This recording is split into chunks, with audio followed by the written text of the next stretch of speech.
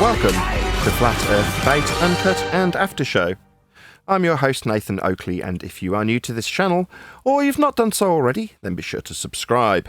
Hit the bell notification icon and join button if you'd like to become a Nathan Oakley 1980 channel member and keep up to date with the Flat Earth Debate.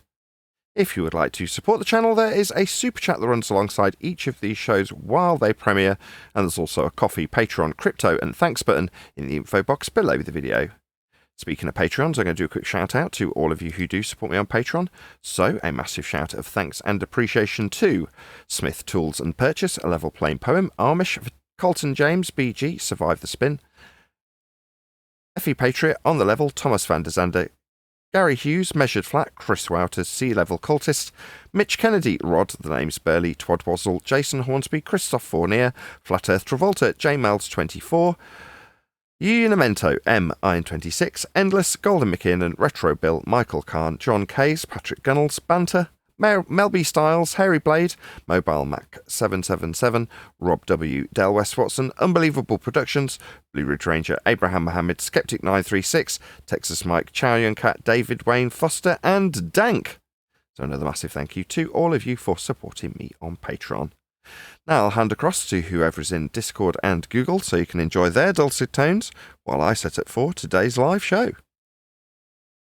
So that would be the horizontal plane that continues on forward when they're getting that elevation change. So for practical purposes, now I'm covering practical use. For practical purposes, people utilize the system of measurement on the surface of the Earth according to a horizontal plane. And that's how it's done. So I want to know if you have any questions on that, because we can continue to talk about it. But that is, we talked about observation, which you agreed with, even though you disagree that you still think it's a globe, but you understand that you use the analogy of a small marble, increasing it to millions of, whatever you said. It just gets to a giant ball, right? That you couldn't perceive it. Well, you just agreeing with everybody that it looks observably, it looks flat, right? So measurement, they don't utilize any measurement to account for the drop over distance. So I've already explained that. Not to a great extent, but just so that you can understand that it's not utilized. Any measuring on the surface requires a horizontal plane. So, and a practical use would be that everybody every day utilizes the surface as if it were that horizontal plane. So, and I told you, we're asking, what do you talk about when you say flat Earth? We're not actually talking about the actual dirt. You're talking about that horizontal plane that extends off of the distance.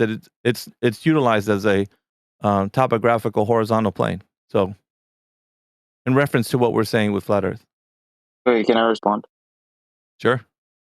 Yeah, is it the case that the Earth, is the existence of the Earth is contingent in its entirety of it being flat? What do you mean contingent? What do you say? So, yeah, like the Earth has the property. Like if you were to fly out into space, it would be flat, like a disc. Yeah, they put into your mind that there's a lot of things you can do on the surface and leaving the surface, meaning that you can actually go outward and go off into the vacuum of space. There's this idea, right, that you have in your mind. So in order to understand, like, there's quite a few things we have to discuss, which would be in the realm of, like, that specific question would lead us to talk about gas pressure and or systems of the Earth, like being either open, closed, or isolated. And in these three systems, in regards to the Earth, you'd have to put it in one of those categories. Well, isolated systems aren't anywhere found in nature. So you can't say that it's an isolated system. So now you have only two options. Either it's an open or closed system. So in regards to an open or closed system, where would you value the Earth being? Because in a closed system, matter and energy transfer, as far as that goes, matter cannot escape a closed system, only energy. But in regards to an open system, both matter and energy can escape the system. So the Earth as a globe would have to have matter and energy transfer, meaning that matter can leave the system of the Earth into the vacuum of space and such. Like gas could escape, rockets could leave, and so forth. But if that were true, that means that gas would have an expanding property that it would keep continuing to expand out into the vacuum of space to fill the available space. Now, would you think that in an open system, the gas would stay on in the system, being is that it's open system? That's not even the claim that I'm making. Yeah, but it is by saying that. Just wait. I'm giving Yeah. the response. I'm just saying in like a logical modality. You agree that it's metaphysically possible to fly out into space, and view the Earth from space, right? Like you agree that's metaphysically possible? No, it's not. Yeah. What sort of metaphysical commitments are you making here? Well, it's not. I'm not making you. You're actually requiring that one of these systems that I'm describing, it be like so the Earth. Like I was saying, if you're regarding the Earth as a globe, is it either an open or closed system? And then we'll go from there. Do you think it's an open system? Open system insofar as energy and matter are able to transfer out. Or yes. I think transfer isn't the right word here to use. Well, it is because the system. Wait, just say. No, it is though. You have to realize that it is. So you can't have your cake and eat it, right? You can't be a closed system and an open system at the same time. It's either open or closed. That's not even what I'm saying though. Like all I said. No, I understand. That's not even the claim. You said no to what I just said, and then just started talking about something else. No, it's not something else. It's in regards to your question. You're thinking rockets can leave the Earth and look back and see that the Earth is a globe. That wasn't even what I said. All I said was that. Yeah, it is. No, wait. Yeah, that was from prior. But you said no to when I said that transfer probably isn't the right word. But yeah, and I said it was. That's all just a semantical dispute. It's whatever. No, it's important. It's an important factor, dude. It's the reason why you would say rockets leave the Earth. It seems like transfer is being used here in a different way that I would use it. But really, but whatever. Look, the case being, so just to be clear, you think that like if we were to grant that it's a closed system, it's metaphysically impossible, to view the sort of the Earth from space. There we go. He's onto the original. Can't leave the system, dude. Using the word metaphysical. Impossible? Yeah, you're using the word metaphysical. Like that you're using a word that doesn't fit here. Dodging his question for no. So a rocket is not metaphysical. A rocket is not metaphysical, is it? Do you remember my question? Yeah, you're addressing something. What does metaphysical have to do with the actual rocket? No, that's not even what I said. I didn't really intend to. I'm really sorry, guys. Just a second. Do you remember the question? Sorry to interrupt. Just for 1 second. Sophistry engaged. Just stop, go guys. ahead, Nathan. Alpha, I'm really sorry to interrupt. Right. Just number one. Hello, morning. Number two, his question's quite simple, right? Notwithstanding the argument about closed or open systems, he's just saying if you go up, would it all be flat? That's really all he's asking. I mean, if he's not asking me, so I'm not going to answer that. But that's all he's asking. Okay, wait. No, that's and then the response was something along the lines of, if it's a closed system, then it's impossible to leave the system. Yeah, but let me answer. Answer. Hold on, Gabe. Gabe, let me answer what Nathan clarified for you. Is that what you were asking, right? Yeah, I said that like twice. And the answer is yes. Oh yeah, okay. So if you were to look from space, the Earth would be flat. Okay, I just wanted to clear up what you mean by a flat Earth. But yeah, okay, now back to the main point of reference, or the main dialogue tree. All that you talked about in terms of measurement and observation doesn't lead you to the conclusion that the Earth is flat. By the way, like I hope. Yeah, but you're kind of avoiding one of the parts of like the argument that people ask. The vacuum of space to you is something that is a real, logistical place that you can actually arrive to. You're thinking that that's even a possibility. So in answering you was kind of saying, yeah, you can go from there and look back and see. That's the problem.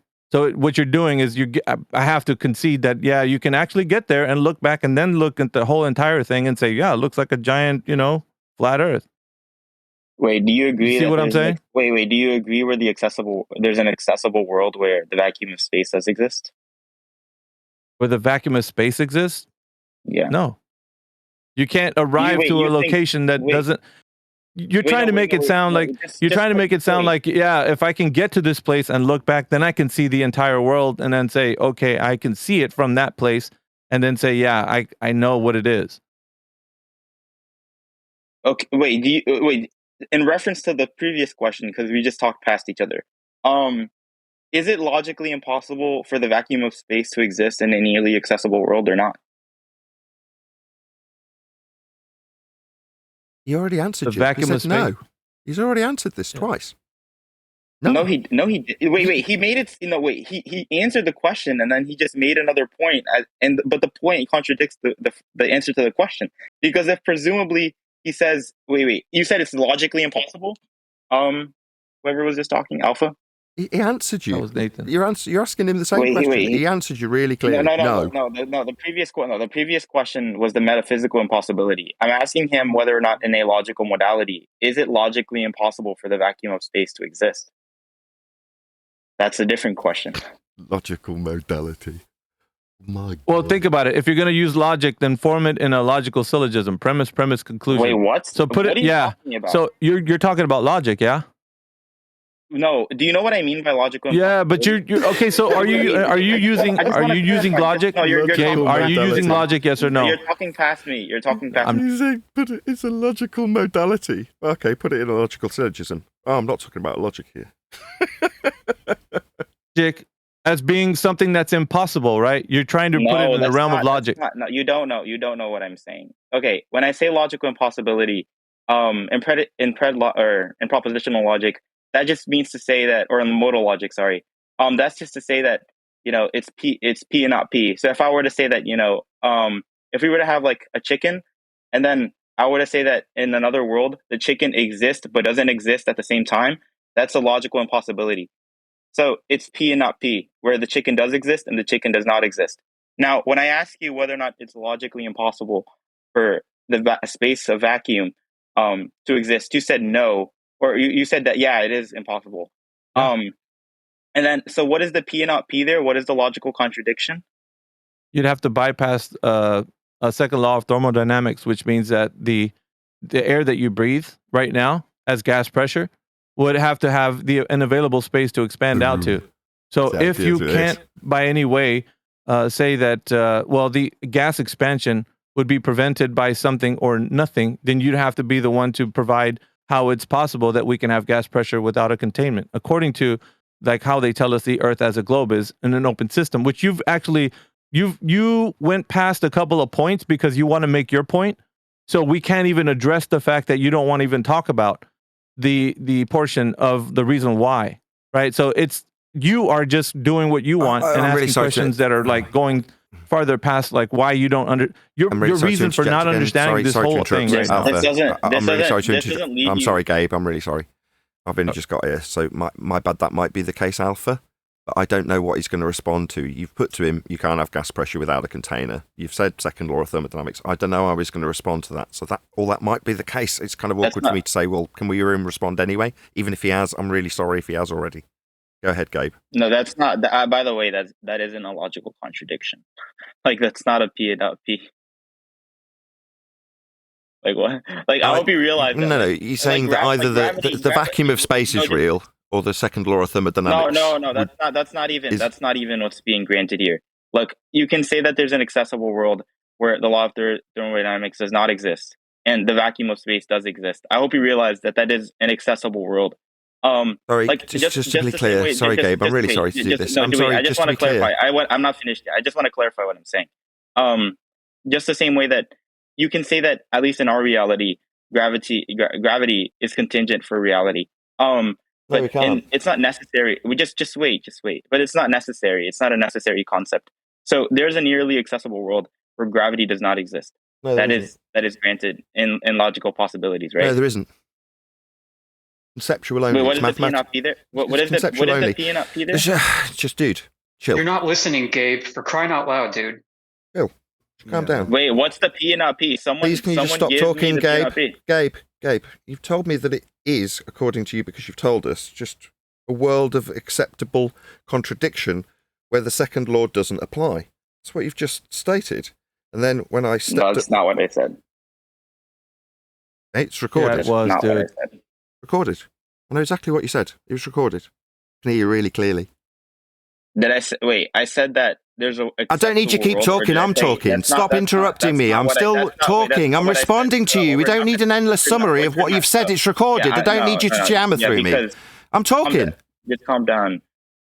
I'm responding to you. There is no acceptable world that violates the second law, which is what you've just stated. Now, you can give me a cock waffle about how you haven't said it. You did. It's recorded. No, there is no world that's acceptable that violates the second law. The heliocentric world, as put to you, violates the second law of thermodynamics. Simple. By the way, that's not what I said. I said that there is an acceptable world. Wait, just calm down. Look, I said. Why are you telling me and the moderators to calm down? Oi, dickhead! Just calm down. That's what you said. It's recorded. Stop telling me to calm down. Don't tell the mods to calm down. We heard what you said, and we're telling you a third time. There's no world, like you said, that is possible that can be in contradiction with the second law. The second law of thermodynamics is a law, and the heliocentric world with a sky vacuum next to high pressure violates that law.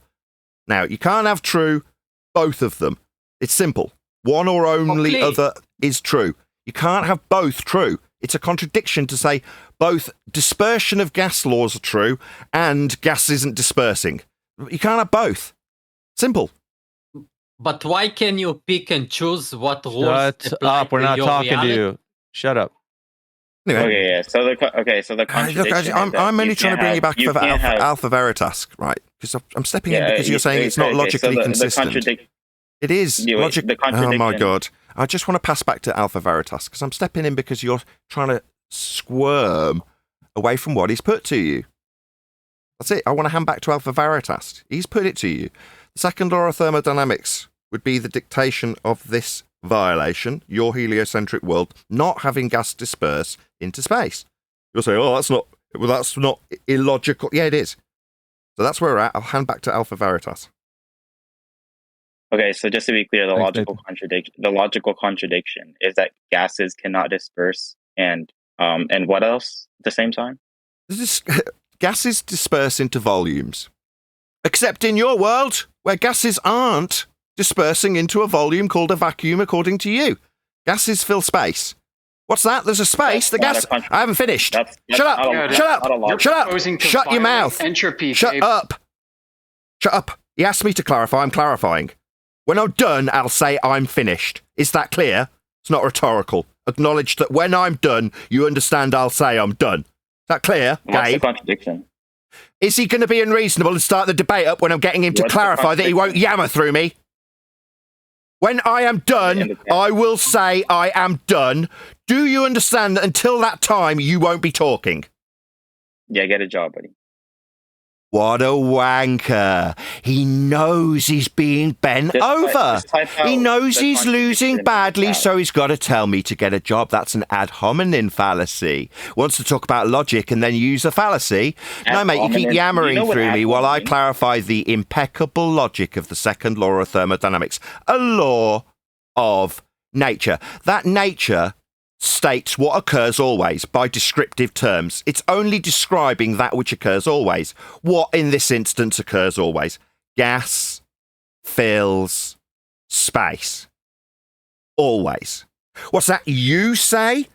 It's not a contradiction that there's a space gas isn't filling. Dumbass. You're yammering through me. He's not going to get you the win. It's going to get me smirking at you and calling you a dumbass. What's that? Get a job? This, me doing this now, recorded for an audience, pays my mortgage. This is my job. Talking down to you as you scramble your brains to figure out where the contradiction lies and then yammer through me clarifying it for you. I'll make it explicitly clear for a third time because you didn't understand it from Alpha, and then you yammer through it being clarified by me. So let's get it absolutely explicably clear because you're obviously stupid and don't understand the contradiction. Point 1, law of nature, gas fills space. Point 2, the contradiction. Gas ain't filling space. There's a space above your head in your fantasy world that gas ain't filling. Is that clear enough for you, dum-dum? Okay, yeah, if it's the case that entropy is a necessary concept for all accessible worlds. It's a law of nature. Necessary? It's a freaking law. What do you mean necessary? It's a law of nature. Necessary. What are you talking about? Yes, it's necessary. It Is it describes that which necessary? occurs always. I'm overcoming your slight attempt to subvert this by saying if it's necessary. Necessary, son. No, it's describing that which occurs always. Oh, apart from in your worldview, where it ain't occurring. So a law of nature, a description of that which occurs always. What's that you say if it's necessary? That's not a rebuttal, son. It's a law of nature. It's just violated in your stupid worldview where gas is surrounded by a space it ain't filling. Violating that description of that which occurs always. Making your worldview a contradiction. It's the fifth time it's explained to you. Are you slow? You don't understand this violation of the second law? It's been explained to you 5 times. Yeah. Good. You gave me the argument as to whether or not entropy is necessary for all. Wait, do you know what I just did! You dumbass! It's not necessary. It's a law. It's describing that which occurs always. Why'd you ask if it's necessary? Are you asking me if whether or not something that's described as being occurring always is necessary? Yet that which occurs always will never be described as being necessary or not. It's always occurring. Again, I'll repeat for the 6th time. Except in your dumbass globe worldview that you don't seem to want to be addressing in this regard. We're only detailing these facts of life, that's laws of nature, that occur always when you question if they're necessary. Yeah, they're necessary, son. They're occurring always. Except in your dumbass globe worldview. Yeah, that didn't answer my question, by the way. It wasn't a question. Yeah, I wasn't addressing any questions. I was stating a fact. The contradiction's been pointed out to you by Veritas. Your world stands in contradiction with the second law of thermodynamics. There was no question from you. You just told me that entropy or the second law of thermodynamics is not necessary. So if it's not, No, I didn't say that. He's lying. Can you just mute him? I did not in any way say that the second law of thermodynamics is not necessary. You're a lying shitbag, lying about things I haven't said. At no point did the words "the second law of thermodynamics is not necessary" cross my lips. He's a lying bastard. How dare you? You lying shit. I said it's a law of nature and it's occurring always. Does that sound like is not necessary to a lying shit-stained globe believer who's having his worldview have a giant dump taken on it by a man named Nathan Oakley? No, mate, you tried to infer whether or not if statements would be applied to laws of nature, making them necessitated or not with the word necessary. Notice how I can actually keep up with what you're saying, as opposed to the shit-stained globe-believing asshole behaviour, where you change the words I tell you, and then phrase it like you've been asking questions here. There's no questions being asked, you're being told. Your world of globe stands in contradiction with the second law of thermodynamics. It's the 7th time you've been told. Do you understand now, boy? Yeah, that didn't address anything that I said. I asked you whether or not the second law of thermodynamics is You didn't ask me anything. I was stepping in for Alpha Veritas. You're not asking me jack. You're not asking me anything, boy. You're not asking me anything. Shut up. Shut up. Shut up. I've stepped in because you're not addressing Alpha. You think you're in a debate with me asking me anything. You're not asking me jack, son. I'm stepping in because you've ignored Alpha Veritas. That's why. You're not asking me jack. There's no question, you stupid idiot. I just addressed this 35 seconds ago. Are you dense? Are you deaf? There's no question from you to me, you stupid boy. Address the violation of the law of non-contradiction in the form of gas-filling space described in the second law, put to you by Veritas, and you say it's not logically inconsistent. Retard! Address him! Are you dumb? It's the case that the second law of thermodynamics is not necessary for all accessible. It's a law of nature, you stupid boy! Not necessary. Kick this dumbass to the curb. You're done, stupid boy. You're telling us that laws of nature aren't necessary. Are you a retard? You're going to tell me that a law of nature's not needed? Piss off. You're a dunce. Get lost, dunce. Don't tell me laws of nature aren't needed. Piss off. Be careful with that. He's gonna Who's this? White Knight time. Got White Knight charging in. Yo, Dumbo. Don't tell us that laws of nature aren't needed, you complete retard. Hello, Why retard. always? Talking to you, retard. You just told us that laws of nature aren't necessary. You're going to tell us it's not what you said when it's being recorded, you stupid stuttery dumbass. Yeah, by necessary, I just mean that there are accessible worlds that can exist without the second law So by thermodynamics. unneeded, it's absolutely required then. Yeah, we know. It's just not applicable to your world where there's a sky vacuum around high pressure gas. It was put to you 8 times, mate. And then you told us it wasn't needed, so you were removed from this conversation for being a Dumbo. Yeah, being a Dumbo that's now interrupting me. When I demean him, he thinks he needs to talk through me because he's also belligerent. You belligerent dumbass. You told us a law wasn't needed. That makes you a belligerent dumbass when you talk through me insulting you for that stupidity. Now sit your dumbass down. We're done with you. Sorry, Veritas. I didn't mean to have to step in. He thought he was having a conversation with me asking questions. I'm really sorry taking your thunder. Yeah, no, it's fine, man. It's about time anyways. You're doing a pre-show, so it was pretty much I was trying to get something set up so that you come in and usually this room is jam-packed with individuals like this, so good timing, yeah. Be careful. You did everything. Go get a job. All he did was fail to concede the point you won. So now I'll just step all over him, call him a dumbass for 10 minutes. No worries. You'd already won. I didn't do anything. You did it all, Alpha. Other than there was a point at the end of you winning where he could pretend like you hadn't won. So I stepped in to just piss all over that bonfire he was trying to light after you'd won. Because you had. Yeah. Yeah, appreciate it, man. So we are at the... Go ahead. Yeah, go ahead, Nathan.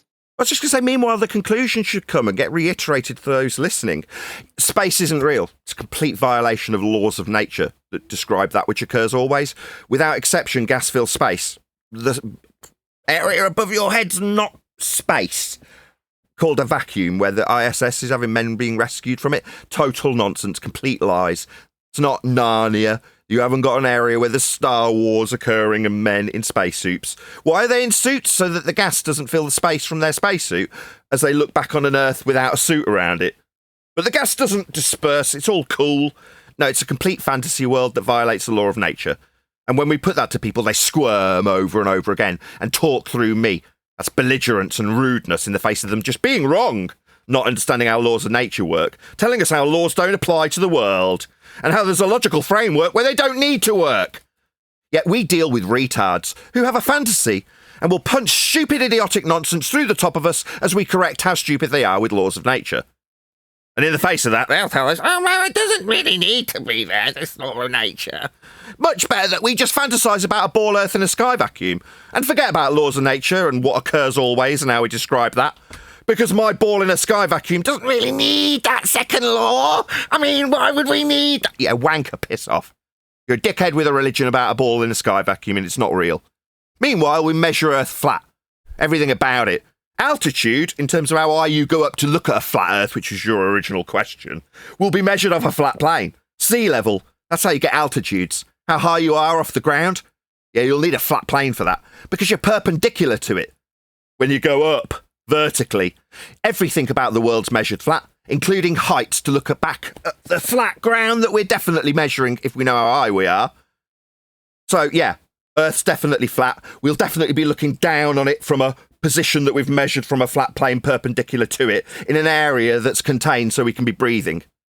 We're not going to be going up to some area of volume that gas isn't filling, looking back on clouds on a blue marble where gas doesn't disperse into volumes, because it's violating the second law of thermodynamics for us to look back on how flat it is to respond to this dumbass's question. Wow, that was wonderfully said. If you can't understand that after that ramble, I don't know what's going on. The only thing is, if you're going to say the second law is a gas container, then we have to have a dome, correct? Right, nobody said those words. Nobody mentioned the word dome. You've just claimed it. That's your claim, right? I'm not saying you said it. I'm asking a question. No, you said it. So you say dome. Where's your dome? Prove it. You said it. Nobody else did. So what's holding the gas pressures inside the Earth? You say it's a dome. Why would you say it? Have you seen it? Have you touched it? Have you touched it? Gakushi. Let me come in here. Gakushi, hold on a second.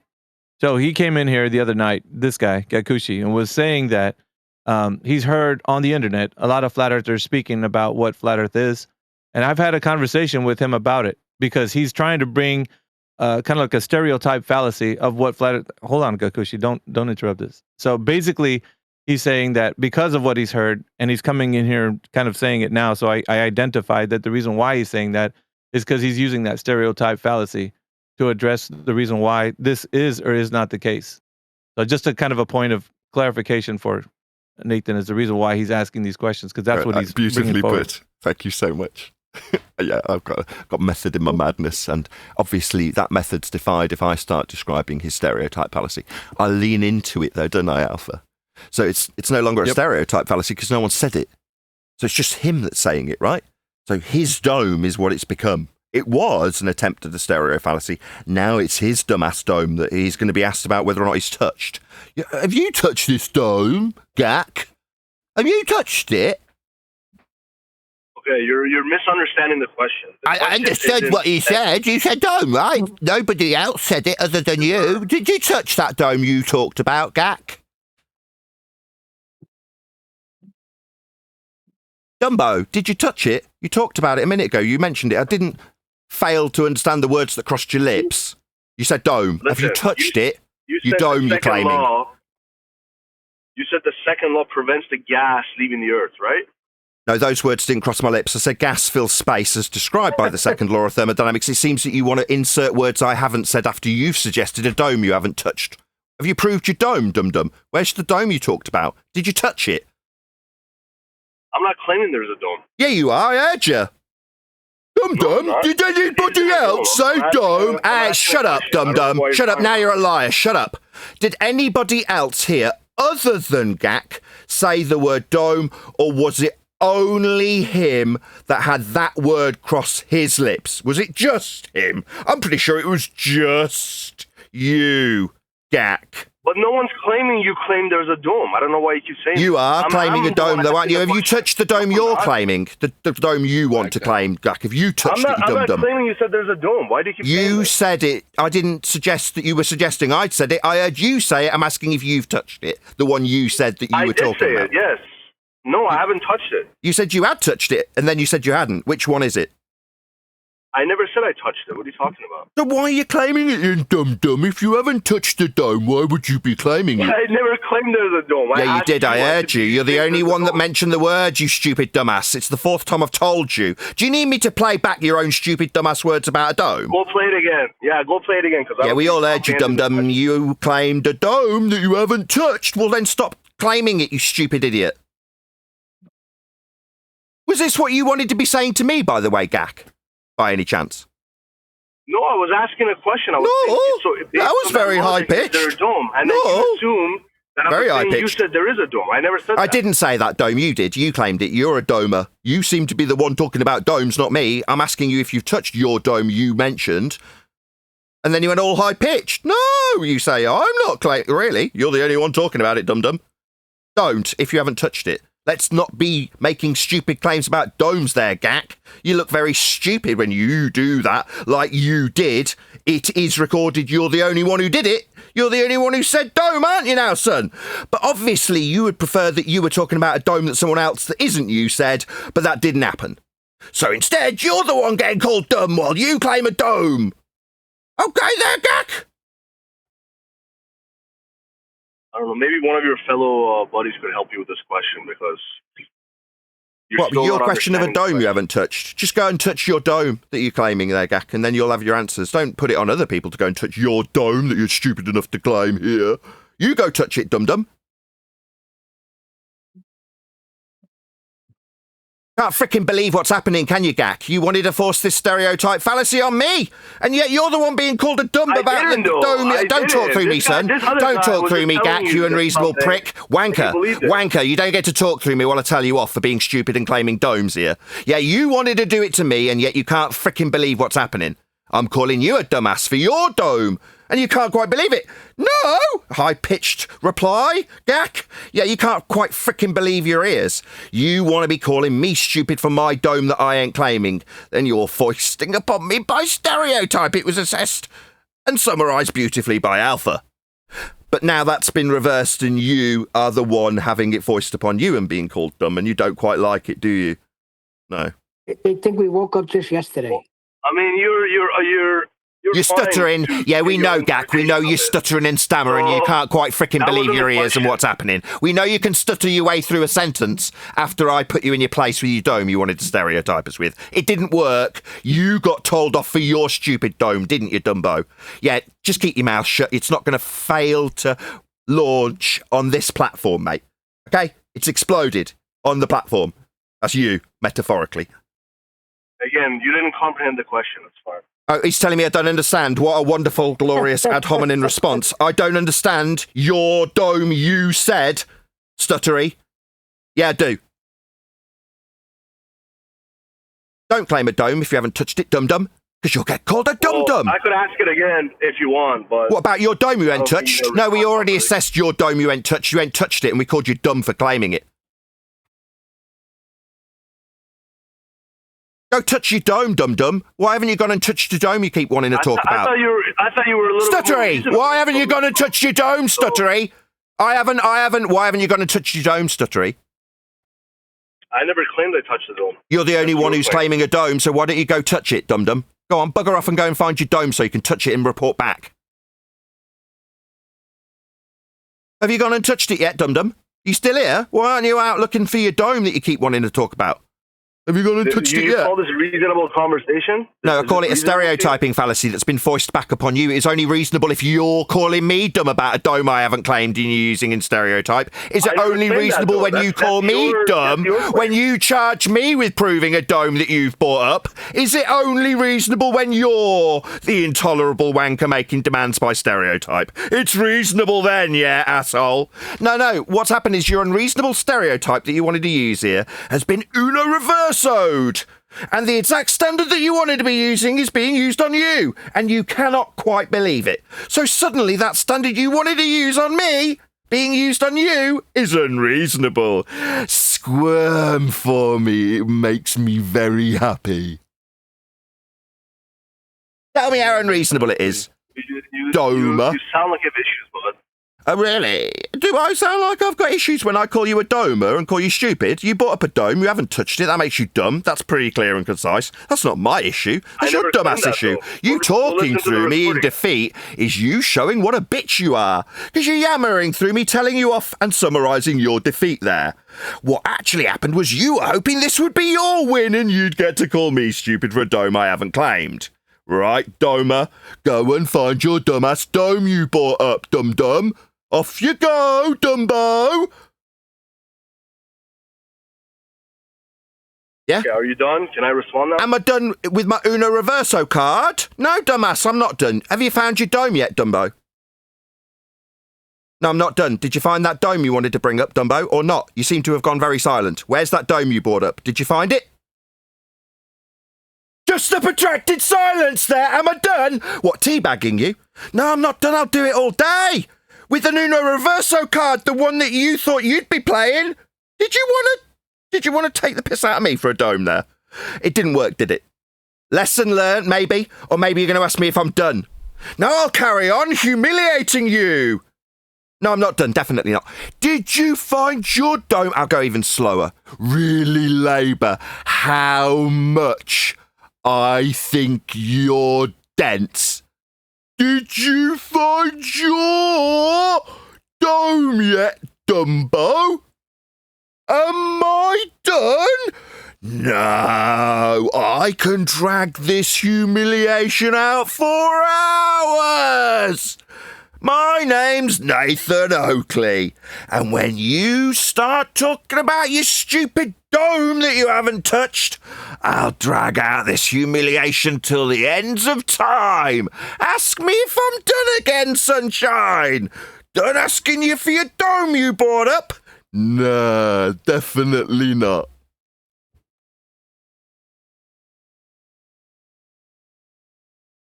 Yeah, enjoy the aftertaste. It sounds like you're actually more riled up about Alpha bringing up the fact that the stereotype thing than the actual question. That's why you keep running your mouth like that. Oh, really? Summarize the stereotype thing, end quote you. Summarize that stereotype thing. Okay, I'll summarize it. What I asked was, Do you think there's a dome? I never claimed there's a dome. I never claimed you claimed there's a dome. What I asked you was a question. Do you think there's a dome? It's a yes or no question. I think I never you claimed obviously anything. do. I think we can assume that I was going to get you in the you gut, do, given you're bringing it for some up. reason, and you couldn't answer the question. Oh, I think you obviously do, Well, given that's you're the 3 days only ago. one talking about it and you incessantly bring it up. It's like I thought we'd got past this conversation. My God, this Domer, he only want to talk about domes. Is that all you've got to talk about, Domer? Did you go and find the dome that you can't stop bleeding talking about? Did you find it yet? You can't shut up about domes. Dumbo, go find your dome. You're the only one bringing it up non-stop. What's the next thing you're going to talk about? Domes again? Go and find your dumbass dome. Yeah, no problem. If you want to run away from that combo, we can move on. What about domes that you can't shut up about? No, Domer. Just go and find your stupid dome. Can't quite frickin' believe your ears again, eh? Eh? Was it your intention to be having this conversation with me and telling me that I don't know where my dome is? Oh, isn't it a shock? You can't quite believe it, yeah? Uno reverso. What you got, son? Where's your cards? Oh, what's that? You got no cards left? Oh, that's a shame. Dumbo, go find your dome that you can't shut up about. Yeah, all those people out there that love ridiculing flat earthers, they're met me, have they? Yeah, I got a pocket full of Uno reversos. Just throw them at all of you. What's that? This proves a globe? It sounds like you need a flat earth for this. You might be getting shouted at for using the flat earth. We'll see how you all get on. Or we'll have lots of stony silences with me describing how globe believers are complete retards, like that guy and the guy before. Both of them were retarded. It seemed to me like both of them were dropped on their heads. And I would suggest that every globe-believing idiot in this server is just like them by stereotype fallacy. I mean, it's not like I'm suggesting he and everyone like him would have a dome. I mean, would be dropped on their head and are retarded. No, it's not like I would use stereotype fallacies like you've used for the last 10 years on us. Yeah, I can. It's totally unreasonable. Maybe I'll be told how unreasonable it is when I start using what you've done to us for 10 years. It's just I'll give it with a side of flat earth evidence in the form of measurements of a flat earth that we measure while I'm doing it, just so we're all clear what's going to be happening today. Nathan, we have Nate who was in here prior, and he's got his mic open, but he was on about this meta conversation, talking about your platform and how you do things, and I was telling him he was so happy to talk about it earlier, but it was a bit disgruntled, I guess. I don't know if he wants to chime in and maybe ask a question pertaining to the topic. If not, I don't know what he'd be doing here. Don't. But how do you expect to have a good faith conversation if you're already attacking me? But I'm just here to listen.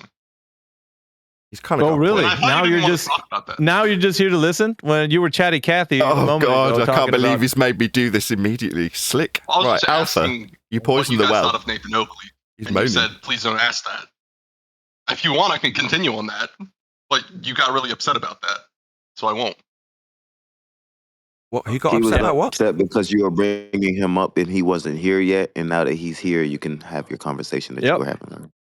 Go ahead, Nate.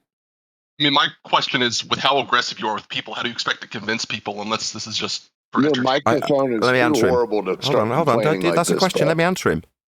His question is, Can I- given how Come on, aggressive I am, how do I expect to convert people? That's his question. Fine. No worries. Yeah, I think that's fair. Couldn't give a shit. Don't care what you believe. See? Entertainment. All right, got it. Earth's measured flat regardless of your belief. I don't have to convert you. I'm not talking about that. My bad. You go ahead. I'll go get a coffee. You took yourself out.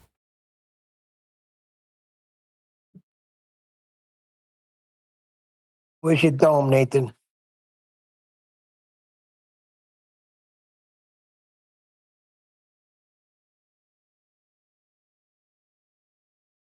Did somebody say dome? Yeah, there's a Yeah. guy in the chat who's addicted to domes. He boot scooted though. He left? Yeah. Flat Earth dome across the top. What's wrong with that? That's a Dude, globe. The globe is the dome.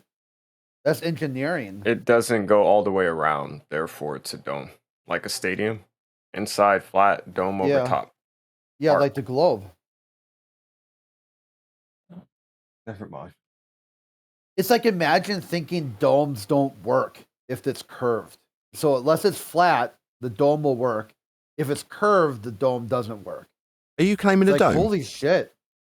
I guess you're refusing the idea of an Nate actual or Newt. NFL stadium. Nathan. This is great.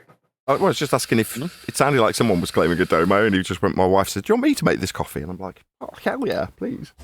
So I'm back. I'm Yeah, sorry. the dome conversation continued. Who brought it up? Just out of interest. Welcome to Newt. Pickle. Newt. Why do you call him Pickle? Oh, it's He my goes other by name. that I don't sometimes. mind. Original name. That's By my the way, mic sound. pickles need containment too.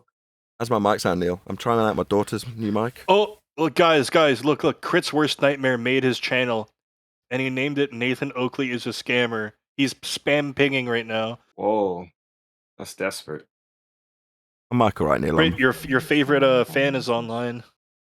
Yeah, I know. Sound like Like, that? I lost it. Like now he's on. Neil, Nathan is my mic instead. alright? Am I putting shit It's to like the plosives in whoever's it? voice he hears, just Yeah, the triggers mic him. is good. No Like, plosives, rather right? than like understanding Nope. what's being presented, Wicked. rather than Thanks. like thinking of a counter argument or whatever, he just freaks out. So back to who was being asking that question, and Newt was coming in here declaring that it's the case. So if Newt wants to have that conversation with Nathan about it, because he was saying that prior to Nathan stepping out. So go ahead, Newt. No, I was just saying if you run your hand across the table flat, if you arc it and you go across dome, it can exist. It's a stadium, so the idea isn't absurd. So and waving your hand it's not a about proves globe it. and it's not a sphere because it doesn't go all the way around. It stops at 180. You see? Okay. None of that made any sense to me. I'm really sorry. He's claiming a dome too. Oh, let me put it in side chat. Help you. I'm good. I don't need any help, honest. But thanks. You're not You waving are. your hand That's the the right thing. way, Nathan. I'm You've not gotta waving them wave at it in all. an I'm waiting for a arc pack. coffee.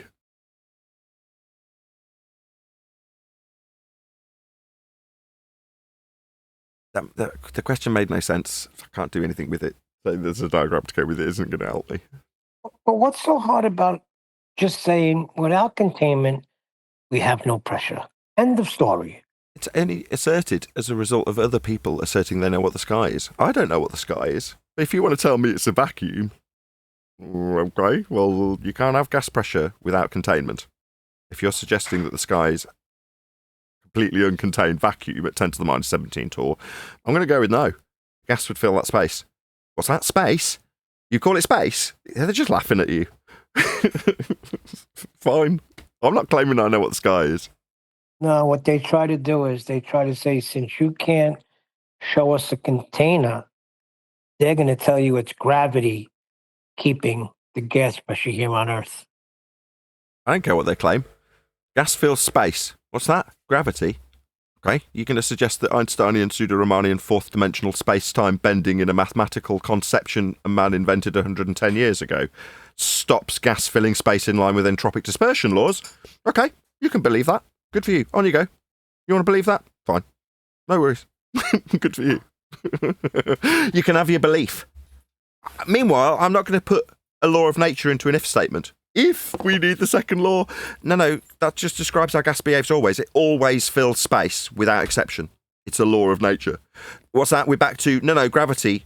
Okay, if you want to believe pseudo for space-time bending holds gravity, violating the second law of thermodynamics, then believe that. Fine. I don't care. Believe what you like.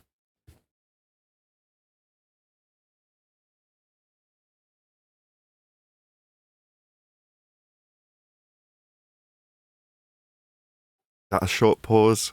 Should I do it? So you're hearing me on the Shure MX412 with a 185 cardioid cartridge on the end of it. This mic setup is about £300, $420 worth of microphone, which I got from a pawnbroker for £40, about a tenth of its value. No, not a tenth, but a lot less than it should be. And this is how it sounds. Also ordered a low bar cartridge for it, which is about 10 centimeters long, shotgun mic basically, but on the end of a gooseneck. And today I've put in an offer on a hypercardioid cartridge. I'll see how that sounds. Why not? Try them on my daughter, see which one sounds best. But for the time being, I want to see what it sounds like on my voice just for a couple of shows. And to see if it works reliably. Coming in pretty crispy, Nathan. This should be the most accurate of all of them because it's only half a cent. I think it's 0.9 centimeters, 9mm cartridge. Smaller the cartridge, the better, the more accurate. Basically, the bigger the cartridge, diaphragm, whatever you want to describe it as, the more coloured, but in a way that typically is nice and pleasant to the human ear. So that's why you see people tucking into the big, massive microphones with a big diaphragm in them, because it does colour the sound. It's not very accurate, but it's pleasing to the ear. This is the other end of the scale. So this type of mic could be used on instruments, on like a little clip, or on a measurement mic. Things like that have tiny little diaphragms. Very, very accurate. But that isn't necessarily pleasing on the voice. So this is a very small diaphragm condenser microphone. Very cool. Probably not the one I'll be using, but I've bought it for my daughter, who's decided that she wants to be like Daddy. She wants to do podcasts and stuff. Oh, couldn't be more proud. But yeah, so this is the Eleanor microphone, if you will. A Shure condenser gooseneck.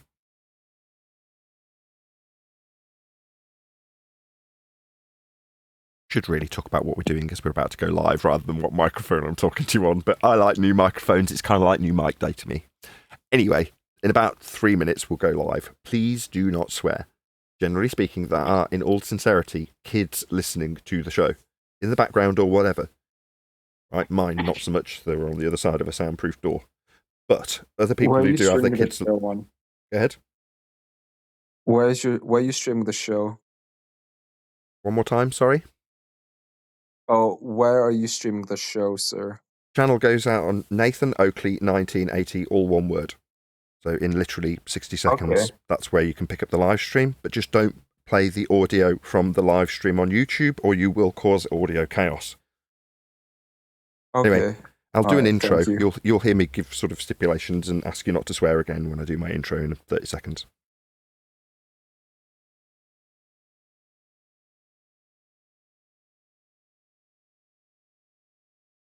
How are you? Hey. I'm very well, Neil. As I say, we're in politics today, so hopefully one of my mods in the YouTube live stream will stick out a link to the politics Discord server today, so you can join that. Very good server, not just flat Earth, lots and lots of subjects covered in this server. Very diverse group of people, all lovely, as I'm sure you can all imagine. Fun has been had by all in the pre-show, so if you're one of my members, you can check that out once the recording comes out later on this afternoon. In the meantime, as is always the case on a Friday, we may have protracted silences if there's limited brave souls from the globe side who decide to pipe up now we're obviously live, and I've done a formal introduction for them in the Discord server. So if there are some protracted silences, that's just the way it goes on a Friday. How are you, Neil? I'm good. Where's your dome? What dome? I didn't claim a dome. You say we have gas pressure, so where's the dome? I say we have gas pressure. Yeah, we do have gas pressure, Neil. Are you telling me that that's in contention? No, I think they all understand that, but they have to put the dome on us so they can turn around and say, "What dome? Where's the dome?" What dome? Keep telling me I've got the dome dome. they keep talking about. We're definitely breathing gas pressure. Now, I can make a statement of fact about containment with regards to gas pressure. Without containment, there can be no pressure. It's actually a Conspiracy Cats quote, teacher. But nevertheless, aside from globe believers and their quotes about needing containment for gas pressure, I can just state the fact that we do have gas pressure. We do. What's that? You now infer we must have a dome? Well, prove your dome that you now infer. Oh, no, I'd much prefer that you were inferring it. Squirm, squirm. Oh, well, I don't care. We're breathing. What's that? The sky's a vacuum? Sod off. No, it isn't. Violation of the second law of thermodynamics. The sky is not a vacuum. Is there any evidence that you can have gas pressure without a container? Yes. Go on, show me. Astronauts just landed. They were lost in space for 9 months. They were rescued by the Don. Like your appeal to stories from Narnia, stories from a space that gas is not filling in violation of the natural law, is your begging the question way of suggesting you've got proof that gas does not require containment to be at pressure? I'm going to go with no, Neil. I'm sorry. I'm going to go with no.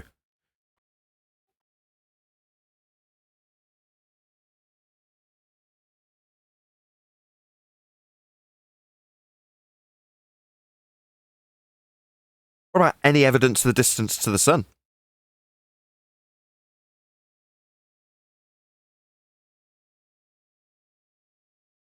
I can give you an angle, but altitude isn't height in celestial terms, but an angle from flat.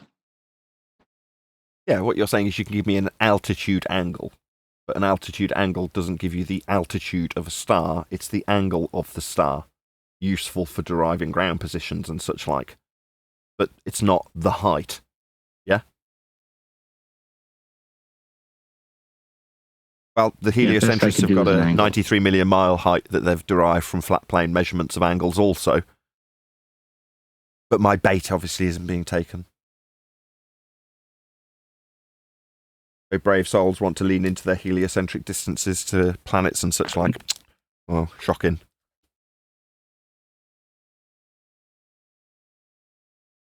Any scientific evidence of gravity?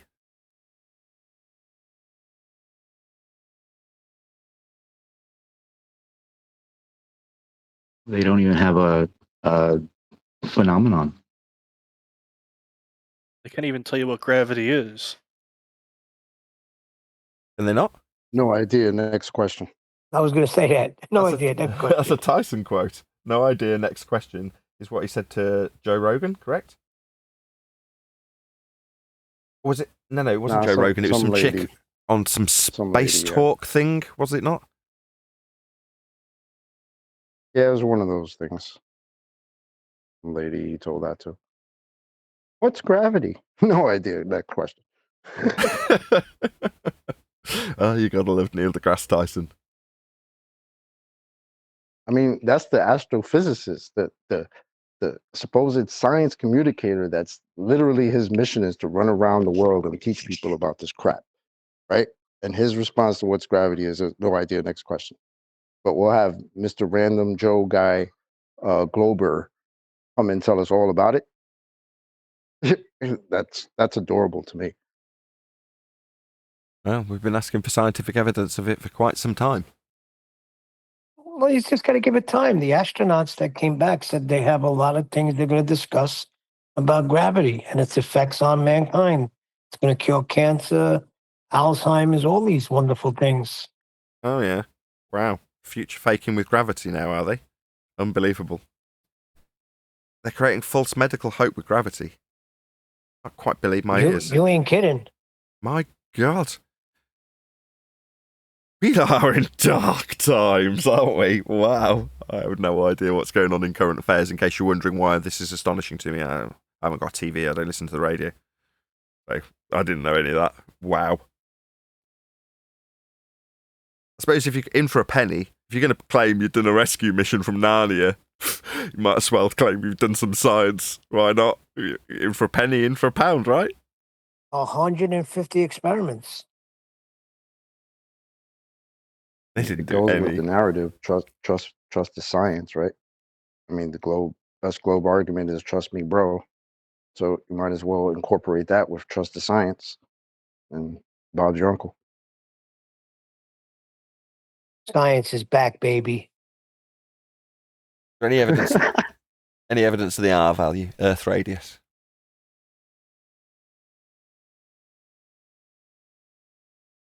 Politics. Show us what you've got. Got an audience, 60 people watching this currently. We've only just started. Please share the show if you've not done so already. We've only got 60 people because people share the show. Smash that share button if you've not done so already. But to you people in politics, you people not being a slur on anybody in particular, but you globe believers, poor show. Surely we can get some answers to these questions. Distance to the sun, scientific evidence of gravity. You'd think you'd have loads of it. Just a lot of globe believers happy to display their content belief in a sphere Earth that they're definitely not standing on. Fine, fine. We'll keep them coming. Any evidence of a physical geometric sphere edge, formerly known as Earth curve? Anybody at all? Anybody got any Earth curve? Just a little bit of Earth curve, maybe? Maybe a little bit of Earth curve? No? All right, well, that's a shame, isn't it? You'd think in a room with dozens and dozens of people in that somebody would have evidence of their belief in a sphere. I mean, what are we going to prove Earth's flat when we come to the measurements of your belief by assertion that we're not getting? We're never going to get to the flat Earth proof at this rate. We need one of you to assert that you live on a ball so we can take your suggested proof and point out where Earth gets measured flat with it. I mean, that's the game, and if you didn't know that's what's going to get played, I might as well just lay my cards on the table.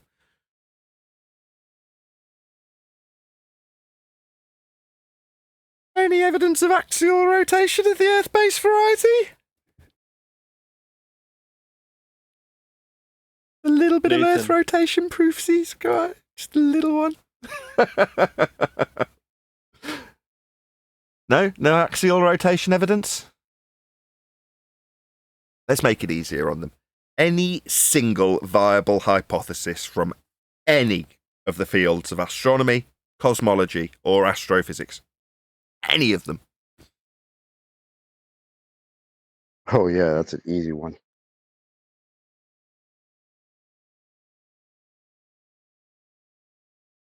Maybe the question needs dumbing down. Any science for your ball in a vacuum belief? Literally at all. We'll accept anything. Any scientific evidence of your spinning ball in a sky vacuum religion? Come on, one of you must think you've got some science. You've got all these science communicators around you. I only heard Dave Farina the other day saying he was a science communicator. Did he not communicate with any of you guys? You guys out there, science communicators? What's going on? My name's Nathan Oakley. I'm a flat earther whooping around a load of dumbasses who think they're on a ball. Surely they've got some science with all you science communicators out there. What's wrong? You're not doing your job very well, science communicators, if I, a flat earther, can ask you numpties for science and get stone cold silence and crickets. Come on. Seriously? None of you got any scientific evidence for your spinning ball globe Earth belief?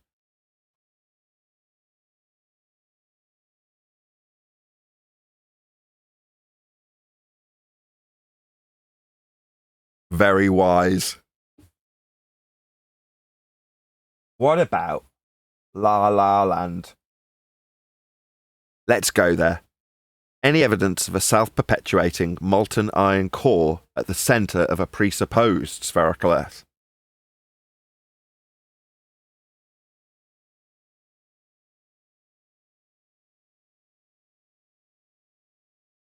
I mean, if these guys don't give us anything to bite on, we will have to lead you into the flat Earth proofsies that we have to offer on a Friday.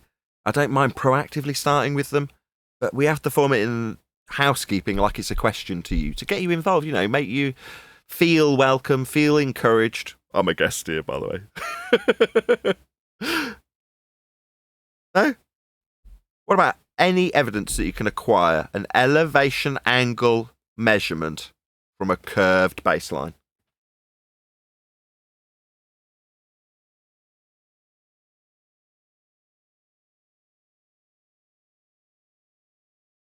No? That's because Earth gets measured flat. Mapped, charted, built upon, flown across, sailed upon, flat. Earth is flat. That's how it gets measured. Starting with elevation angles. Now, it turns out that quite a few globe-believing numpties, some of them who call themselves science communicators, have turned to utilising flat Earth measurements to make dipshit numpty globe Earth assertions, or worse still, utilisation of flat Earth measurements to suggest that Earth isn't flat. Idiots and frauds that they are. Nevertheless, I'm here to correct that garbage and let you all know that things like heights in an upward direction will always be perpendicular to a plane of reference and measured with respect to it. The clue is in the title. Hello? When you get heights off sea level. Perpendicular to a plane in all instances. That's how that will be measured. Actual heights. So if, for instance, you were to, I don't know, send up a balloon to a very high altitude, that would be a flat Earth prerequisite for the measurement of height above a plane of reference. Reference to what, you say? Sea level. How all heights are measured always. So you're going to need a flat Earth to be sending up balloons to be suggesting that you're looking at Earth curve we debunked in 2020 with the Black Swan. There is no Earth curve. The maths that's asserted for your fantasy when you go up, that's with respect to a plane, in a balloon to look at the horizon, is mathematically derived from a flat plane also. It's surface level in Earth curve maths. Earth is flat and will be measured as such. Again, for your height above it, to derive a differential parallel with it. That's the surface of Earth that you measured flat when you claim Earth curve mathematics. Earth's always, and has always, and will always be measured flat. I think we covered all the housekeeping questions, did we not, gentlemen of the panel? Did I miss any? 70 people watching. Please smash the share button if you've not done so already.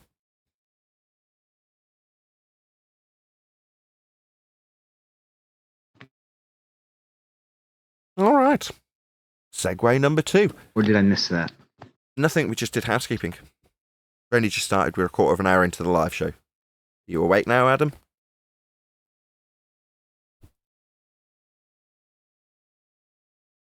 Still taste the toothpaste, I am in no doubt. Well, as we're preaching and not getting very much interaction from the politics Discord server, I'll move on to my next point. Typically on a Friday, well, I won't tell you what we've done in the previous year because we did it in the previous year.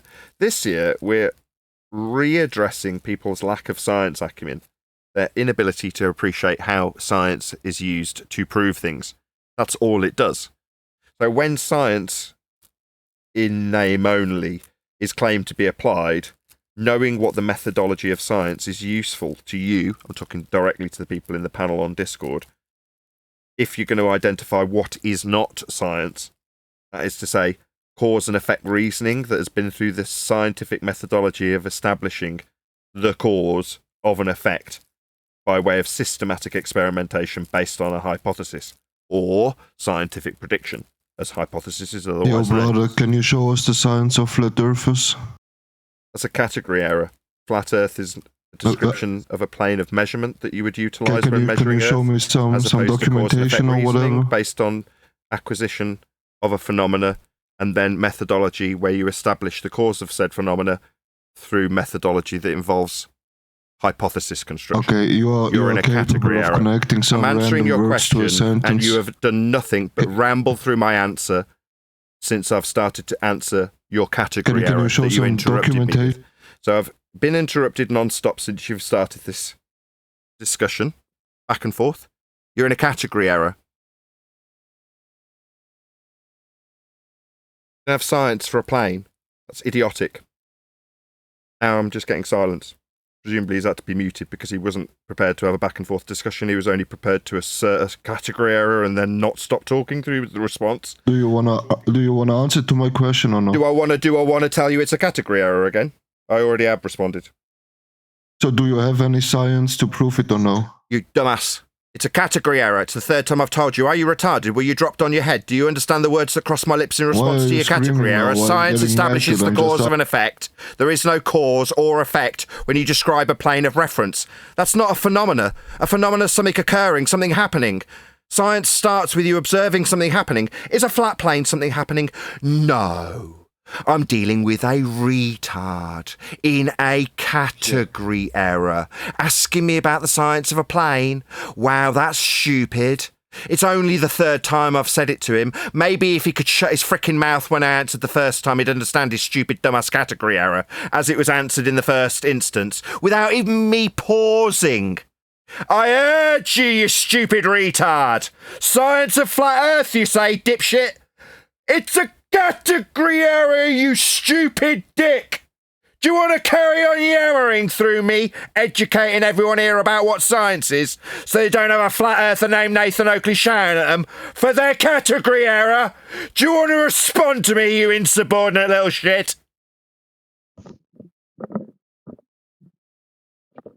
Sit down and shut up!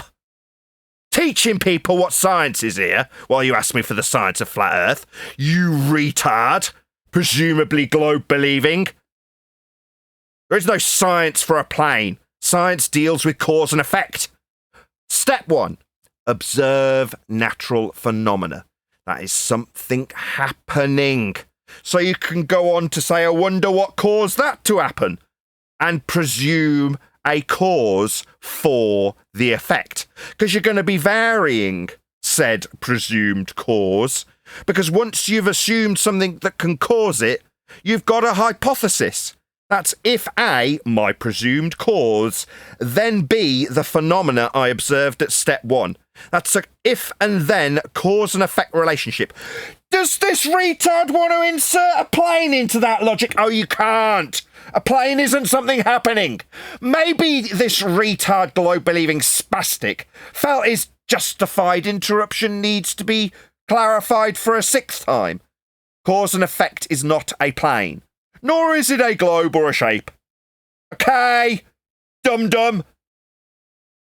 Meanwhile, understanding what science is, that's the establishment of cause for an effect you observe in nature, natural, not synthetic, because we already know what caused that and man made it.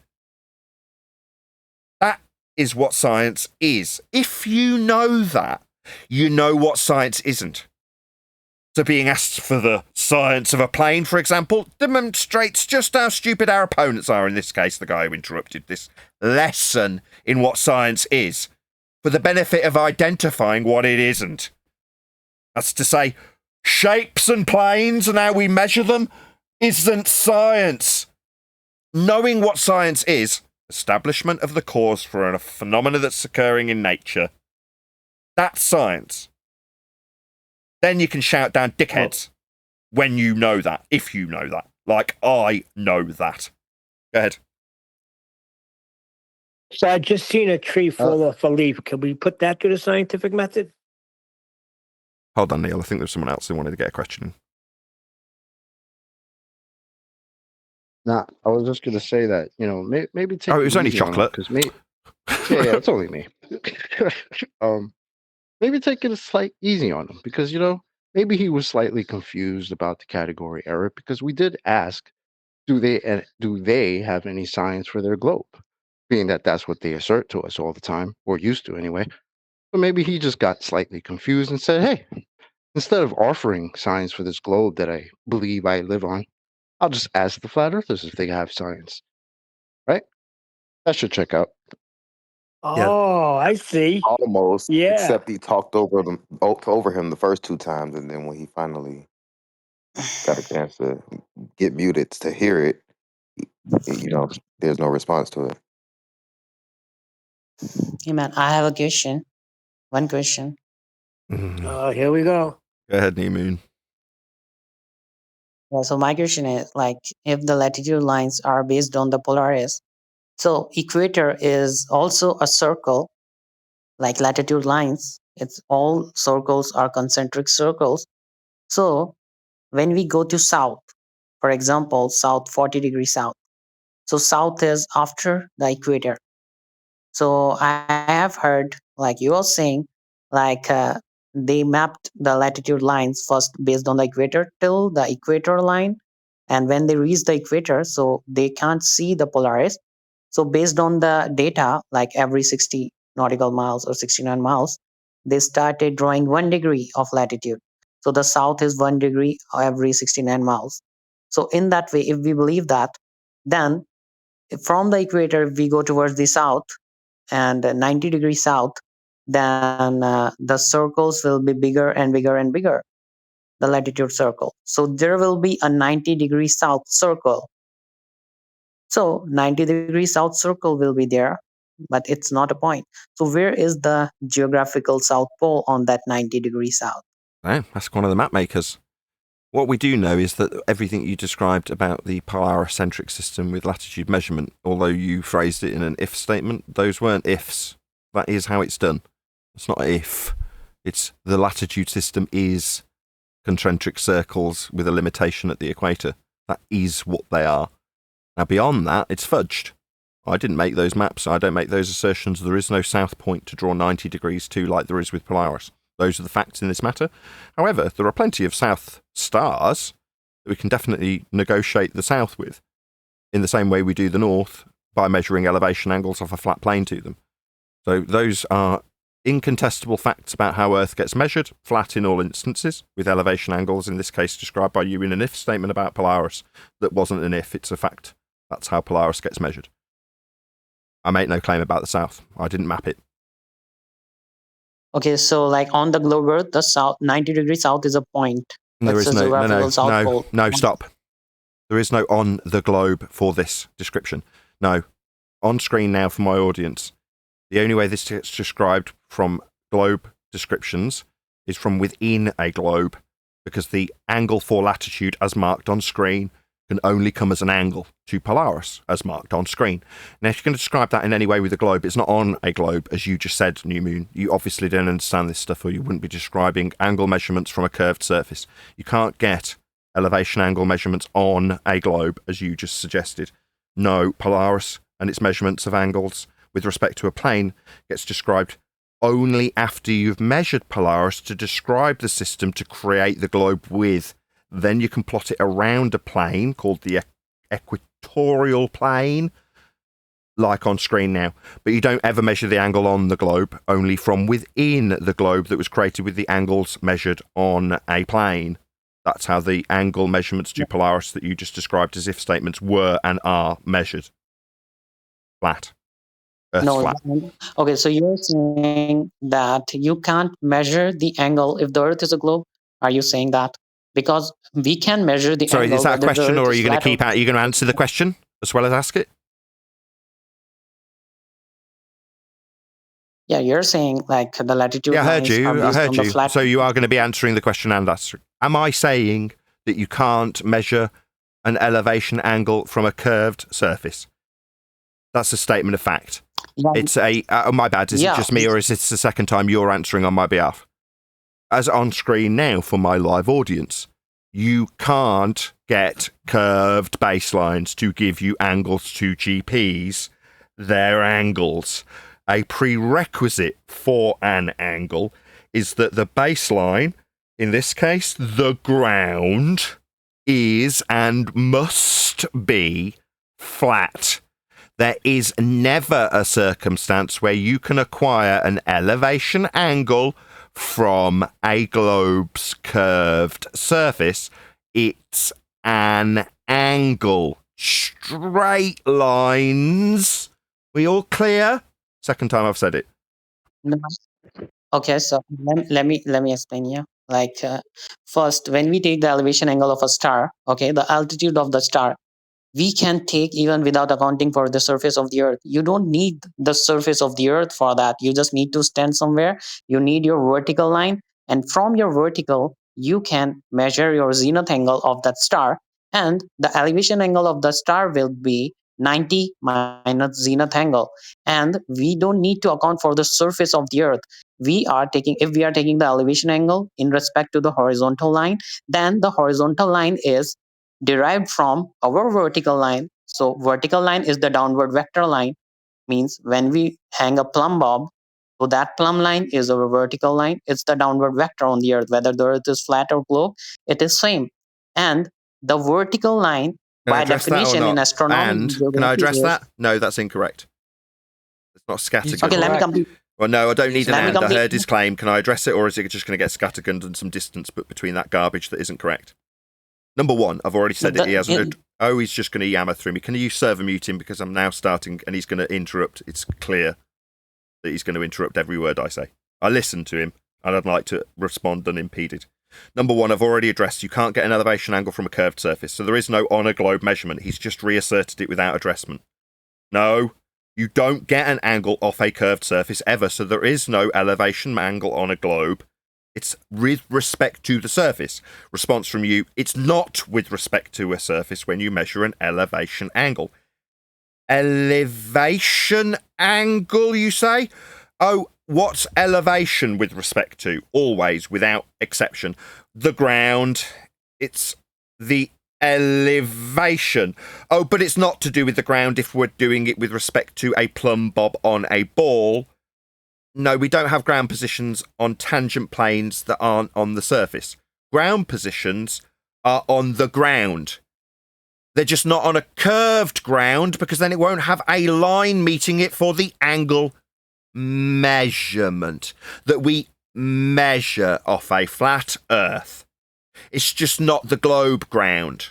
It is the ground. We're measuring the baseline for a ground position when we navigate the fricking ground. But because it's not the globe ground, people tell us that we can take an elevation. That's how high things are off the ground. Angle measurement. That's not specifically the height of the star, but with respect to the ground and the angle measurement you're taking, definitely, specifically, categorically to do with the ground, just not the globe ground. So we're told, oh, elevation angle's not nothing to do with the ground that's curving away and won't give us ground positions. Let's just accurately summarise what is actually the case. Elevation, how high things are off the ground, is absolutely with respect to the ground when we measure elevation angles, and I'm going to get muted by my opponent in my conclusion, it seems. But when the globe ground's not being used, I'll get interrupted. I've asked the server operators to stop this operating. I've got no control over him yammering through the conclusion that proves him wrong. Because zenith and its plumb angle, co-angle, co-what? Yeah, co for the ground line for the elevation angle, which is what we're actually measuring because it's specifically for navigating the ground, just not the globe ground. So when we measure an elevation angle, we measure it off a flat Earth for navigating the ground. And as this guy's telling you, it's just not the globe ground, because he's going to say elevation angles got nothing to do with the ground that we'll be navigating, because it's not curving away from us as per his dingleberry dangling below a plane that won't give us ground positions. I thank you. He said downward Okay, vertical. I'm curious. There is no I'm down sorry. in the globe. I'm sorry. I am new here, and I just wanted to ask a question. Are people here actually people actually think the Earth is flat? Measured flat. Dumbo, we just went through how elevation angle measurements were measured off a flat plane. Are you so dense that you didn't listen to the last 25 seconds? Shut up! Okay, I'm talking, I'm responding to you. okay, Shut up!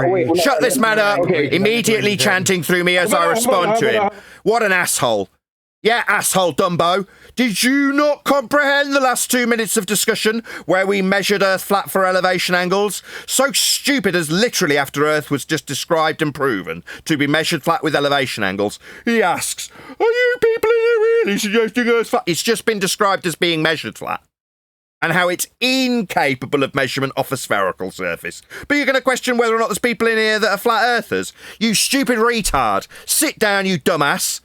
You couldn't even listen to the discussion that was taking place while you were waiting for your turn to talk. Now you've been called stupid and shut down for being a belligerent prick. Listen to the discussion that's taking place, you stupid idiot. We're talking about measuring Earth flat with elevation angles. You stupid retard. Yeah, there's flat earthers here. I'm one and I'm telling you off, you dumb prick. Well, he interrupted me making a point that New Moon used a downward vertical when he can't, because there is no down on a globe or up. Good point. Can't have a plumb on a globe. You only have in and out, not down. That would be with respect to a plane perpendicular to it. Plumb bobs are only flat Earth. Kind of perpendicular, there isn't one on a globe. Okay, my rebuttal. Well, So let's take another approach. I down mean, if on the the guy was globe so is the surprised. downward vector. Excuse me, New Moon. So the down. New Moon. We just I'm talking. addressed this, and he's going to immediately suggest that he's got a downward vector. We just took a dump on that. You don't have down. In and out only on a globe. Down is with respect to a plane of reference perpendicular to it. You don't have that on a globe. In and out only. If you say down, I will stop you. Clear? Okay, to in the center of the globe Earth, it's the down. No. Down is with respect to a plane perpendicular to it. You don't have that on a globe. It's the third time. I'm done with you. If you don't have a response that if you are incapable of making a response that doesn't use a flat Earth, we are done in this discussion. You need down, yeah, perpendicular to a plane. So you'll need a flat Earth. Shut up. That's the end of your time here. Maybe you can help him out, can give Omnivore. fine. You interrupted to say that he's right, so maybe you can help him out, Omnivore. Sure. He's 100% right. So this is according to the globe model, which you could disagree with. Show us. You don't have a But, model. Show it. Show it. If you Show it. if you're Show it. Show it. Demonstrate. Show the globe model. Show it.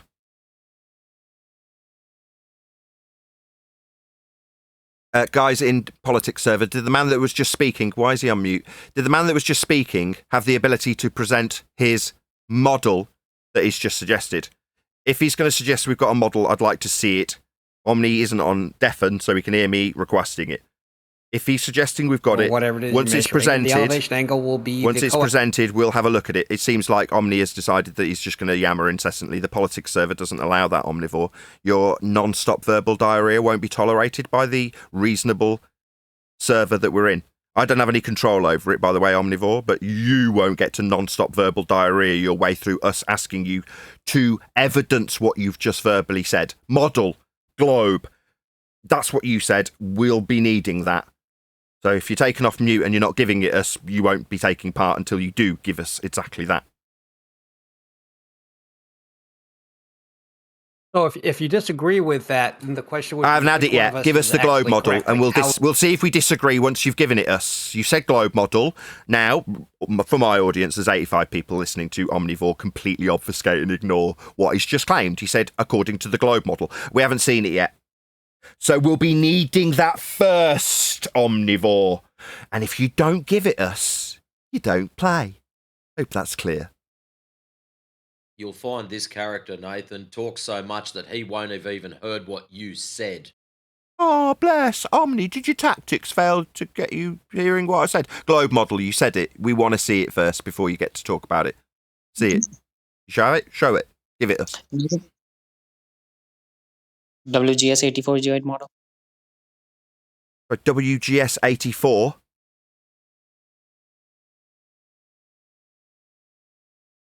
Omni, are you being spoken for, my friend? Is that your globe model? The WGS 84? Is that yours? Don't seem to be hearing him. Omni claimed it, not you, New Moon. No, fair enough. He's popped himself on mute. There isn't one. There isn't a globe model. Nobody's ever shown us. We've been asking for about 10 years. There isn't one. There's an idea of one, but no one's ever shown it. There isn't one. It's just that simple. It's a fantasy. The WGS84 is measured with respect to a flat plane. It's a flat plane map, not a model. Nathan, Is it Nathan, just me, I have a or question in terms is it of just me, or is the guy that was being addressed, New Moon, opened his mic and started talking through John, addressing his WGS 84? Now, I gave the person we were actually talking to, Omni, who suggested a globe model, the opportunity to take on board the WGS 84 as his claim. He didn't do so. He put himself on mute and shut down, like Omnivore so often does when he makes a bullshit claim that he can't back, in this case, globe model. Now, what happened afterwards was John, Refracted Curvature, addressed New Moon. But while he was addressing the shite that New Moon spewed about the WGS 84 and how it would prove a flat Earth, he got interrupted by New Moon, the one who was being proven wrong. You want to try that again, John? Hopefully without New Moon interrupting you the second time. We'll see how they try to obfuscate again. We'll see how we get on. Go ahead, John. Yeah, the WGS84 was measured with respect to a flat plane. That's not a globe model. It's a flat Earth map.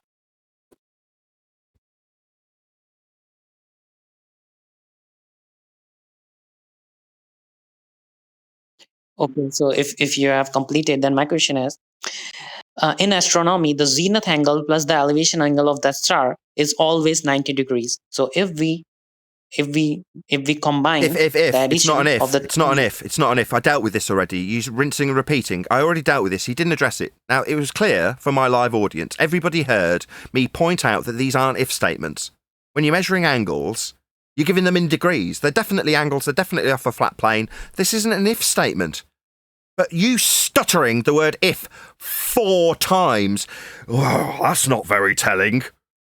My God, man. Can Okay, Nathan, like Oh, we have a Nathan. star. Oh, you Imagine- don't. Oh. It's not an if statement. My God, I'm talking about astronomy.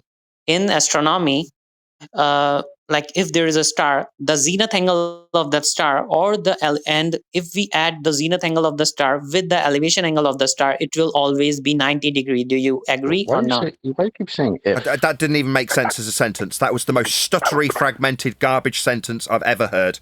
Would you like to rephrase it into sentence structure that makes some sort of coherent sense? Because that did not. Okay, the elevation angle of star plus the zenith angle of the same star. Stop.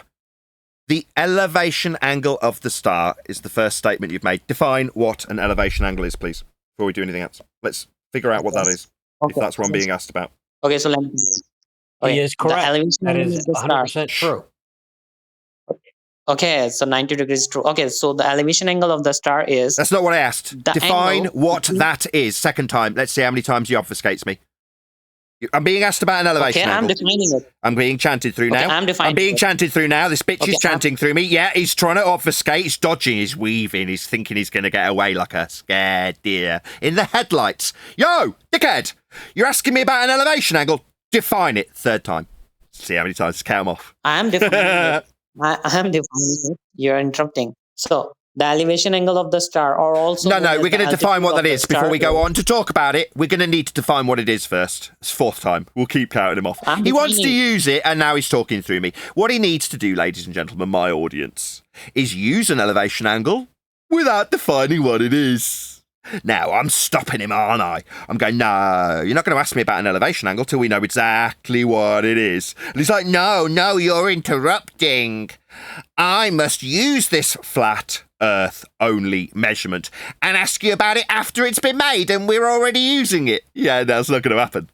What we'll do, fifth time, new moon, define what an elevation angle measurement is, please. Fifth time.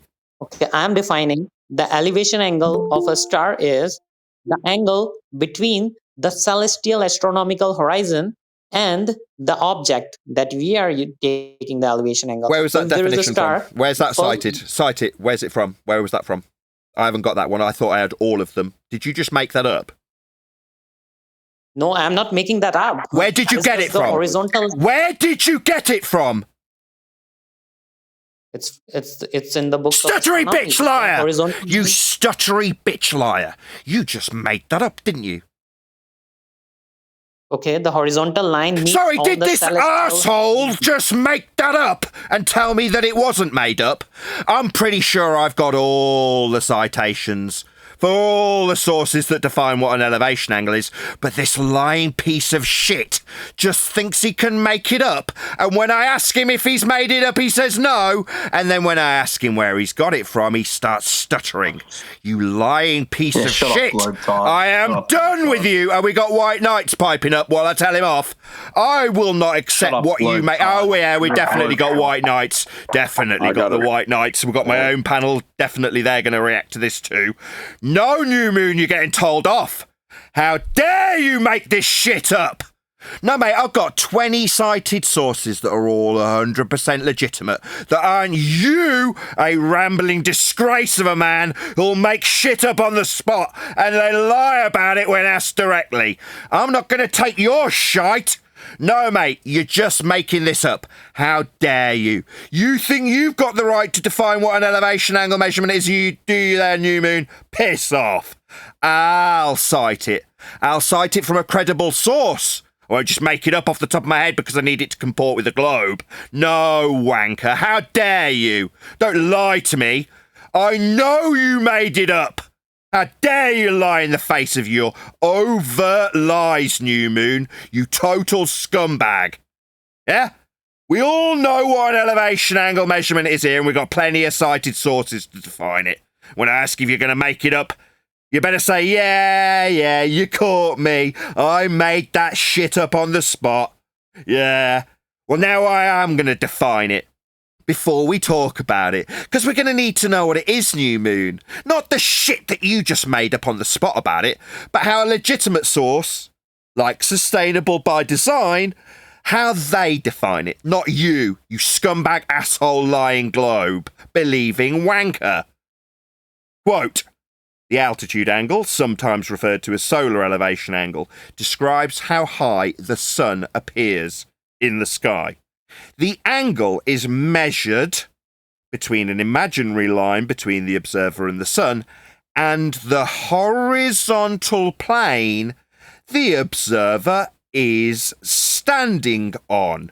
End quote, sustainable by design.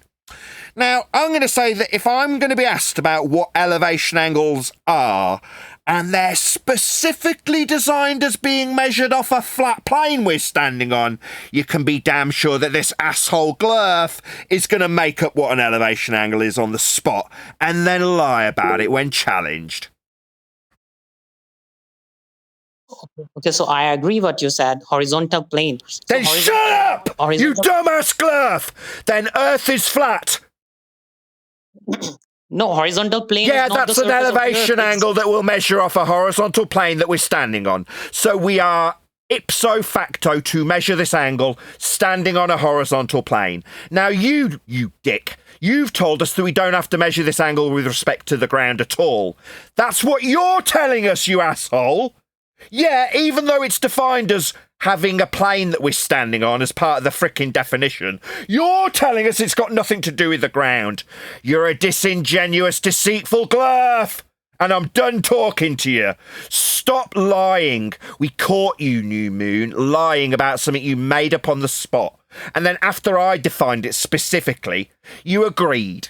So we're all in agreement, unlike the shit that you spouted about it not having anything to do with the ground. You agree with the legitimate source that I went and got and cited, with quotes around it, by Sus Design. Yeah, they defined it as needing the fucking ground. You can piss off, you lying bastard. I don't feel disrespectful by swearing at you. You're an asshole. Therefore, you get every ounce of venom when you lie to me about shit you make up. If you agree, then there's no point talking to you anymore, you dumbass. Earth's measured flat with an elevation angle, so when you start asking me about them, you can accept the ground must be flat to measure it, and then we're done with the conversation, aren't we, dumbass? Lying to me, what a scumbag. I'm done talking to him. Server moderators, I don't come here to be lied to.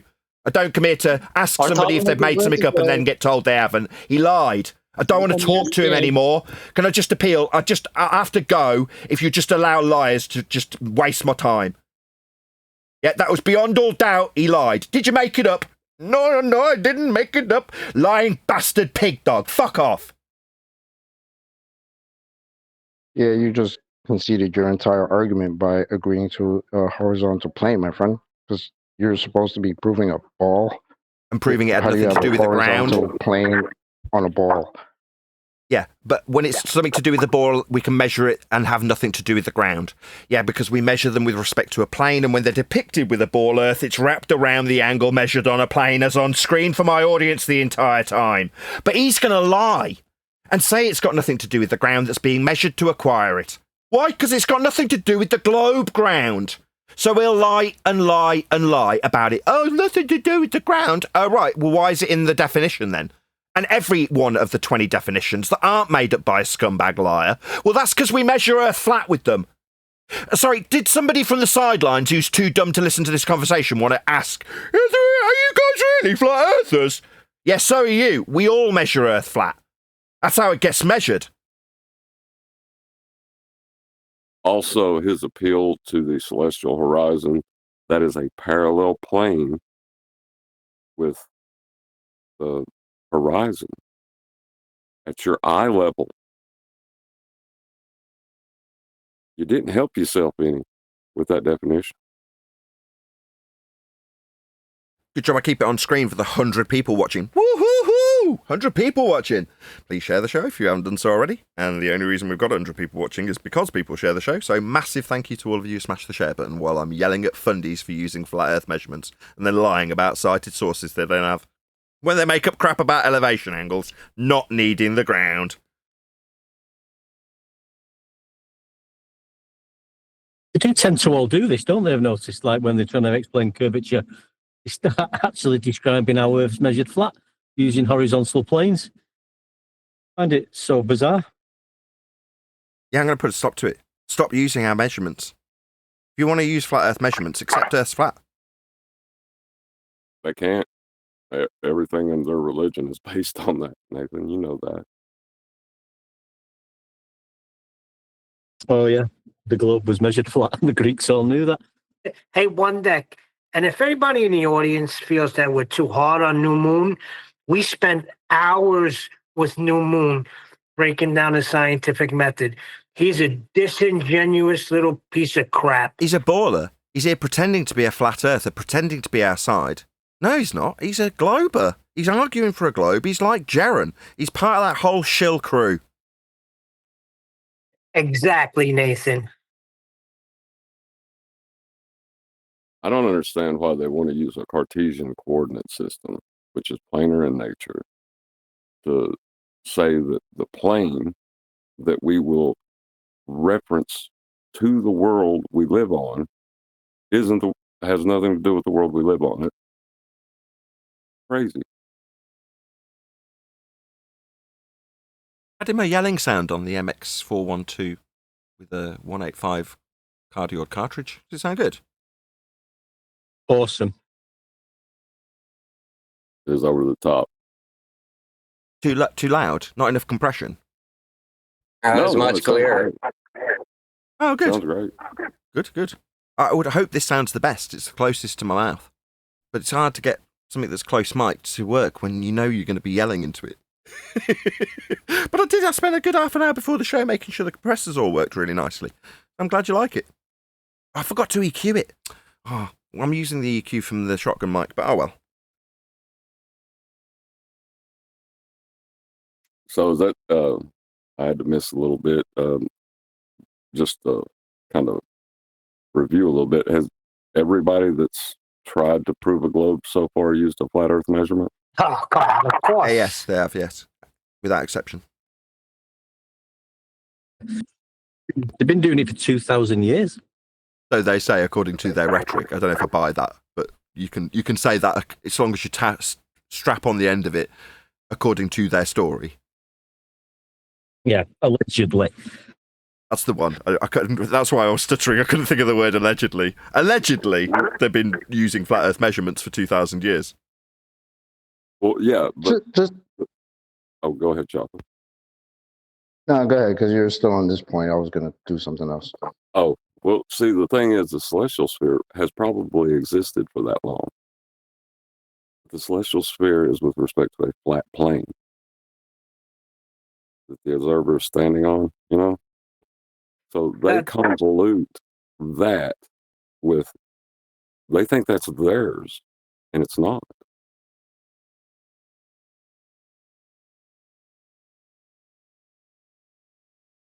Yep.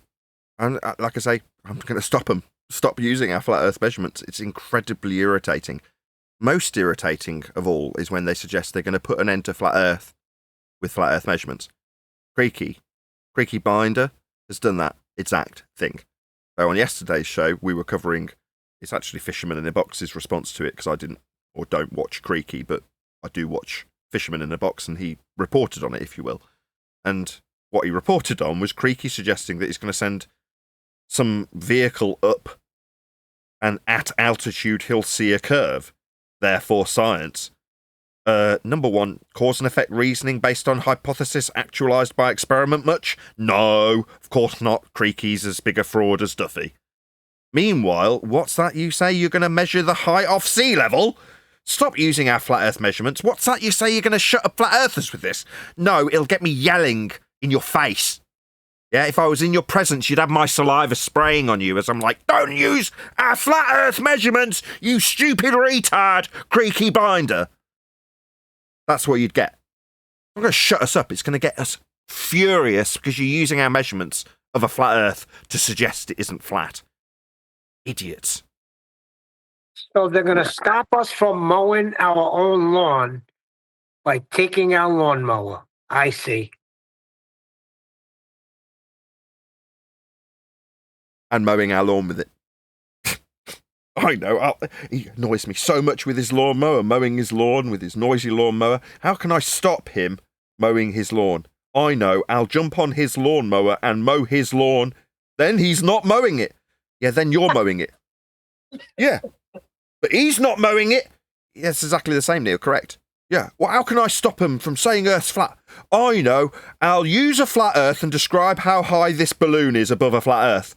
And look, I'm this high above a flat Earth in this elevation. And then I see a curve. Oh, what do you mean you see a curve? Yeah, you see this horizon? Well, if I suggest that 1.22 times the square root of the observer's height in feet would be where Earth curve mathematics suggests a reified geometric point in the distance below the surface level I've just measured my height off is. Didn't you just measure your height off surface level? Yeah, not only that, I derived a depression angle from a parallel eye level at this altitude. I absolutely need my eye level at this altitude to be parallel with the ground or the maths doesn't work. Oh, right, so you need your eye level to be flat, and you need the surface to be flat, and you need the two to be parallel for the maths of Earth curve to work, to suggest that below the surface level, you've measured your height off. There's a geometric point below that surface level. I see. You're a retard. Stop using flat Earth measurements. Idiots, learn how your maths work if you want to learn to believe in a ball, because you don't know how it works. Or you'd understand and appreciate the flat Earth you're measuring. Right, but the horizon that he's going to appeal to can't exist on a globe. The slope-intercept formula debunks the mere notion of a horizon on the globe. What's the slope-intercept formula? It is the rate of change of, let's see, the curvature would be defined as the rate of change of slope of non-zero. But when the horizon is measured, it is zero. So you're saying the rate of change of non-zero, in other words, when you don't have it changing. That is to say, if you're going to describe a change, you must have a zero to describe it from. Correct? Yes. So you can't have a horizon on a globe then? No. Called the slope-a-dope. If anybody's unfamiliar with the argument, Google slope-a-dope by Quantum Eraser. Not only that, you see how you stopped Omnivore dead when he had to present his globe model that they don't have? Well, we've been asking for, what, 10 years? They just, by pure fiat, infer they've got one. Well, on the globe model, let's see it. Well, we all know we've got one. No, we haven't. So let's see it. Yeah, I mean, this model, the apparent model must be in a museum somewhere. We can all go and have a look at it, surely. We're in the digital age. I would imagine a link would take me straight to it. Rendered in glorious 3D animation with the bent pseudo-Riemannian space-time geometry and molten iron core and second law of thermodynamics violation sky vacuum all intact, all in a single model. Because that's what it would be, right? Oh, what's that? You don't have that? Yeah, we know you don't have a model of a globe. What you do have is a mathematical extrapolation derived from flat Earth elevation angle measurements to stars. We'll be measuring Earth flat for you to infer the mathematics of heliocentrism, but the mathematics of heliocentrism aren't a globe model. That's idiotic. Even if they were, we're not standing in hell like we described the heliocentric model, like orbital motion passing through the centre of a globe. That's in a globe that motion's described mathematically. Nobody's in hell to describe the maths of heliocentrism that isn't your model. Idiots. Yeah, the idea of a mathematical model, I mean, a model is something that is taking measurements from how we experience the world and scaled them to size. They haven't got a model. They can't. Yeah, the reification of what they think is their model violates the base measurements used to create the mathematics they think is a model that doesn't really exist. That is to say, you measure Earth flat with elevation angles and derive systems like latitude. Those systems can then be utilised antipodal to create a north and south flat system and then you can project those out onto globe points with the Haversine conversion.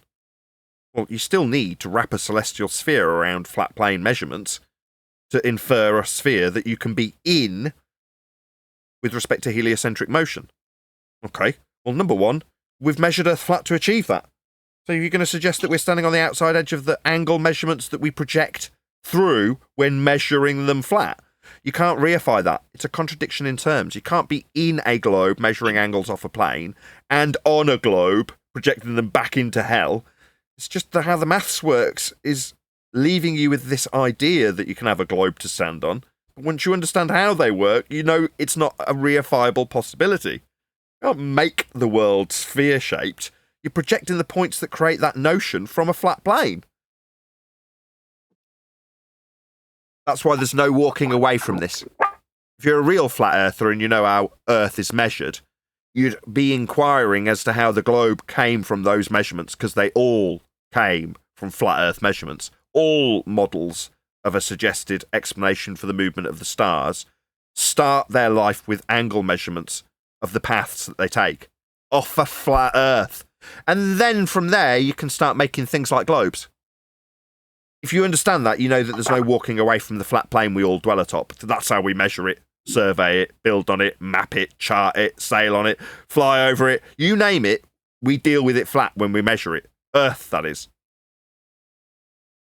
Yeah. Well, Thunderfoot, remember when he was trying to explain how you come to believe the angle is measured from the center of Earth and then parallel with a tangent plane on top of Earth, and then he said, and what you do is you blah, blah, blah, and convince yourself that they're the same. Yeah, he said, and then you move it to here and you convince yourself they're the same. Something like that. Yeah. Nathan? Yeah, he doesn't understand how it works, or he would know that he can't move himself like that. Hey, Nathan. Yes, hello. So, I just wanted to say this to Neil because he was talking about new moon and how you have already spent a number of hours trying to teach him the basics of all the discussion we are having here. So I just wanted to tell Neil, add to that my many hours that I have spent on new moon. This other Indian guy has also tried, and in our conversations, new moon did not even have the excuse of not having a really good English, because we used to talk in Hindi. And I have also spent many hours trying to teach him. And this is just the recent past when, after Jaren is now a glober, these erstwhile Jaren fanboys are having a difficult time dealing with the situation. But I have been at it right from the days when Nathan and Jaren were in a ref because of science and what it means and what is actually the meaning of science, or whether it proves something or not. I have been at it right from that time with this guy New Moon. It's painful. I know. I should have said that you spent time with him as well. And you did warn us while we were taking the time with him that it's going to be a waste. It's always a useful tool. Shout out your channel, Flat Arthur, your YouTube channel. I was just speaking out of experience, Neil. And yes, Arthur Breep Flat is my channel, @Flat Arthur on YouTube as well as X. And regarding X, I also wanted to add that to get the gist of the conversation for the past half an hour that you had with New Moon and other people here. So, Nathan, just because the Earth is measured flat, you are telling me that the Earth is flat. It doesn't have to be to take a zenith angle, apparently. We don't need the ground for that elevation angle. But yes, that's right. Just because we measure Earth flat, that just means it's flat. It's not we can measure Earth flat, we must measure it flat, but that's only because it's a really big ball that we measure Earth flat. We just measure Earth flat. Believing that it's because it's a really big ball is simply globe believers' apologies for why they have to measure it flat. So guess who I heard it in the recent past. Recently, I asked Grok. I downloaded Grok 3 version and asked Grok, and there also you get the same response. So just because we do it on a local basis, locally, you also think that globally it is flat. You told me that. You told me that it is measured flat. Just because it is measured flat, or something to that effect, I also was able to get it from Grok 3, and I'm still at it. I have been at it for a few days, and I'm trying to make it learn and accept that the earth is measured flat, which I have already done with Meta AI. Well done. You're whipping it into line. AI, that is. Shout out to Simeon Mav, who sends a super chat and says, "Great work, Nathan." Thank you for the super chat. Really appreciate the support. Right, guys, we're going to hang around in politics for about 5, maybe 10 minutes, depending on if we get any more questions, just to make you aware. Then we'll be thanking you and bidding you farewell. Go ahead, whoever that was. It's me, Nathan. Arthur, you don't really have to spend that much time trying to convince them about how it's measured flat. Just let them have the mic for a few minutes and ask them to describe how curvature is measured, and you'll find that they are and will be describing how Earth is measured flat themselves without any prompting from you. Or denying that measuring the ground for navigating the ground has anything to do with the ground.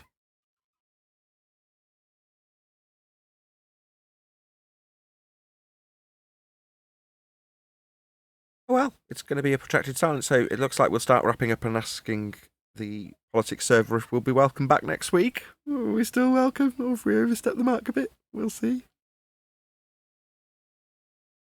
Got told off last week, I pushed it a bit far.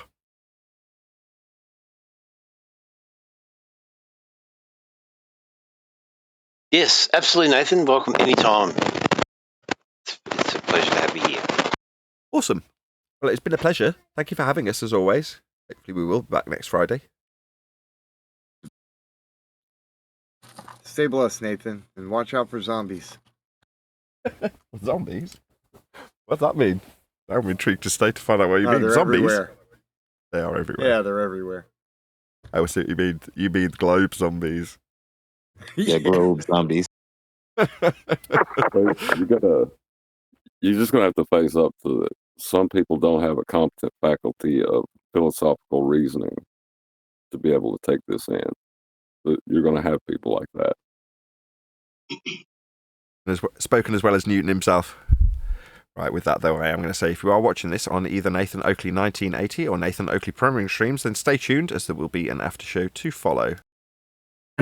No time does it measure the surface, nor does it establish a horizontal reference. But the moment he used the word vertical, what is vertical?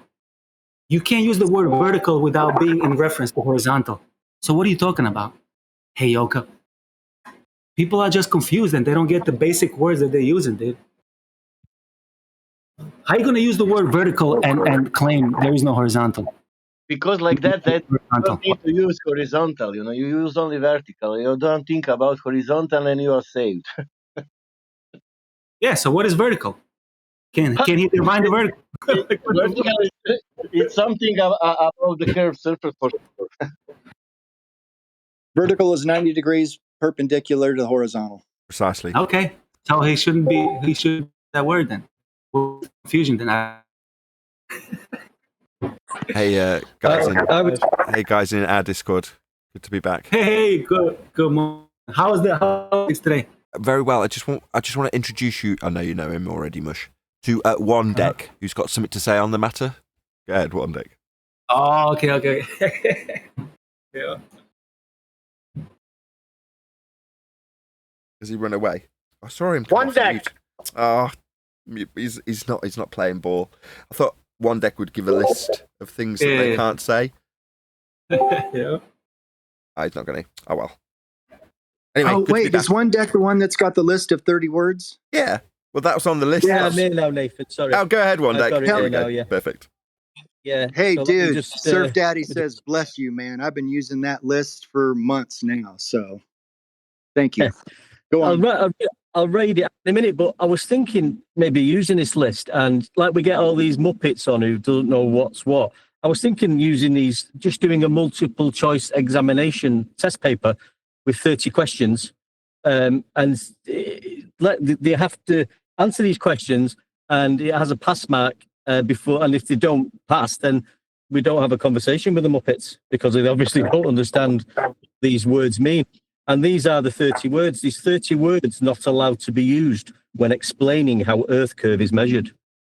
Sea level, horizon, horizontal, parallel, plumb, perpendicular, elevation, angles, triangles, sea sextant, theodolite, spirit level, altitude, vertical, tangent, straight line, up, down, plane, north, south, east, west, azimuth, altitude, and flat. 30 words, and that's that. You can't use these unless you're explaining flat. Hey, brother, I got a couple more to add. Reference frames, or that is, and rotation. I think we've said, but we could go on, and I think we stopped it at 30 because it could. If we decide to go to 33, we could make it a little bit Masonic. Don't get ruined in the poem. You can carry on and on with it. Oh, hold on. Did you say we could get it up to 33? I'm having second thoughts now. Maybe 33 is better. Yes. Decided. 33 would be better. 33 then. Foot, yeah. Go on, John. Foot, yard, miles, kilometer, meter, decimeter,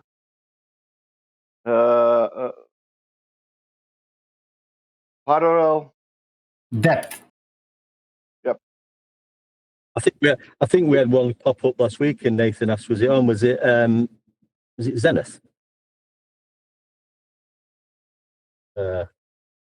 Yeah, but like you say, we could go on all day. I mean, all roads lead to a flat Earth. We could be adding endless things that they could use. Right? Yeah, it could go on. That's what I was doing, but then I thought I'm going to stop at 30. Yeah, rightly so. Not that it's not valid to go up to 100, but I mean, it's fair to say anything that happens in reality happens because Earth is flat and stationary. Yeah, if we're measuring it, exactly. I've been emboldened since, getting through the end of a few flurfs saying, you can't say it's measured flat, that doesn't make any sense. You're like, yeah, it does, because that's how it's measured. Why wouldn't it make sense? It kind of begs the question why we were being told by people alleged to be on our own side that saying Earth's flat wasn't allowed. You kind of look back on that and go, that's interesting. Because it's necessitated. Suspicious, right? A little bit.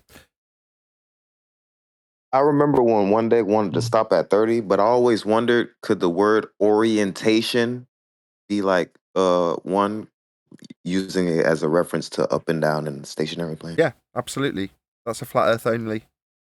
Yeah, no doubt. You got no orientation on a globe. When you're charting maps and stuff like that, that's orienting. You're supposed to. We learned that in Boy Scouts. That's the process of. I think it's called orientation. We called it orienteering. Yeah, orienteering. Yeah, that's what you're doing, and that's got to be on a map. And you use your compass, and you're a Boy Scout. Yeah, that's why I heard it from the military, cell navigation or land navigation. Sorry. I think the ones the most they tend to use when they're trying to explain curvature, but they do use the sea level one quite a lot. Horizon, horizontal, parallel, plumb, perpendicular. Elevation's one they're constantly using. Angles, triangles. They do use the sextant, definitely the theodolite. Spirit level, altitude, they're always going on about that. Vertical, tangent, every second word. Straight line, up, down, plane, north, south, east, west, azimuth, altitude. They're the main sort of ones you find that they're using to explain curvature. Which is a bit strange, isn't it, really? Mr. Heyoka, this morning he used the word slope. But if you look at the Cambridge Dictionary, the word slope is deviation from horizontal. That's correct. So where'd you get the horizontal? Exactly. There's no end to this shit. Hold on. Mush, you realise that's the slope-a-dope that you've just comprehended. So it takes people a while. Of course, man. Took me a while to get that. The slope. I still I don't utilise it enough. I got told off the other day, actually. It's like the reverse of pitch, isn't it? You know, that your pitch, angle of pitch, that needs a horizontal. Correct. You know, not sloping, it's pitching up from the horizontal, and it's an angle, you know, from the horizontal. Yeah, that's why Brian was so keen to get pitch data. By virtue of what it is, it can only be flat Earth measuring by definition, by what it is. So that's why Brian, you know, it's one of those, you knew why he was keen to get hold of pitch data. And that's why, right? What else can it be other than a flat Earth proof? It can only be a flat Earth proof, and it's a measurement through the air for a long journey. You're like, this is going to be devastating. That's why it was tricky to get hold of. Is it like saying it's the antecedent, like the same as in the gas pressure containment? Exactly. Yeah. Pitch, exactly. To have pitch described at all as a flat Earth antecedent consequent relationship. Exactly. That's a good way of putting it.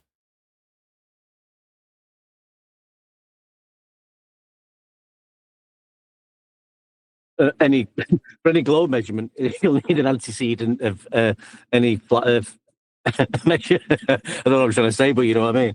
Yeah, flat Earth is the antecedent for a globe. That's right. The consequent globe comes by way of a flat Earth measurement. Therefore, if you ever assert a globe in any way or capacity, you're going to require the antecedent of a flat Earth to measure. So yes, it's stupid as crazy as a notion as it sounds. The antecedent to globe is flat Earth. That's correct. My God, I can't believe I'm saying that. It's true though, isn't it? It's as simple as that then, isn't it, really? Yeah. Yeah, it is as simple as that. I'm just pleased that I've managed to make this mic work at such a short distance. It's really close to me. You know, the guy on the behavioural panel with the long hair, the British guy called Mark Bowden. Turns out he's like a voiceover artist and had done like various different animation characters and various things.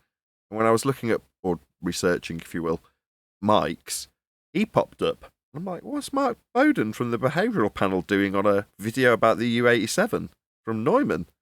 And he pops up and he's like, everyone's always looking for the Neumann U87, and he puts it on screen and he's like, ah! All the angels singing around this mic, like, and he's like, you don't need that. He says, what I use on the behavioural panel is a gooseneck mic. Now, he didn't explain which one, because they're obviously like any mic, you can get them in varying qualities.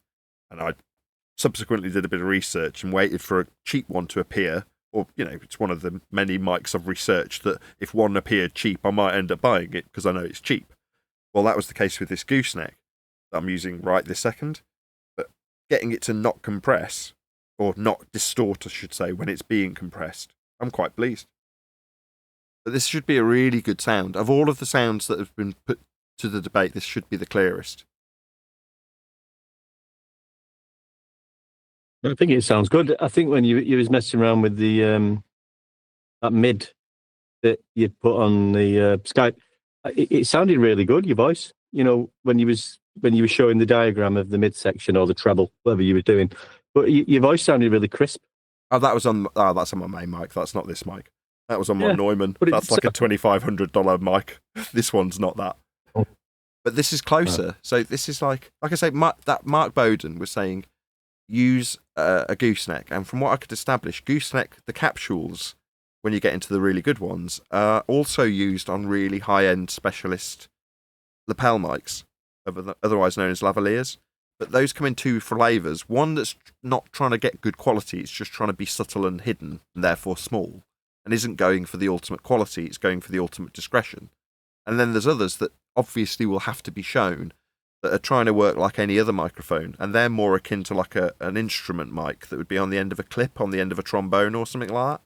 And they also get used at the end of goosenecks, again in varying qualities.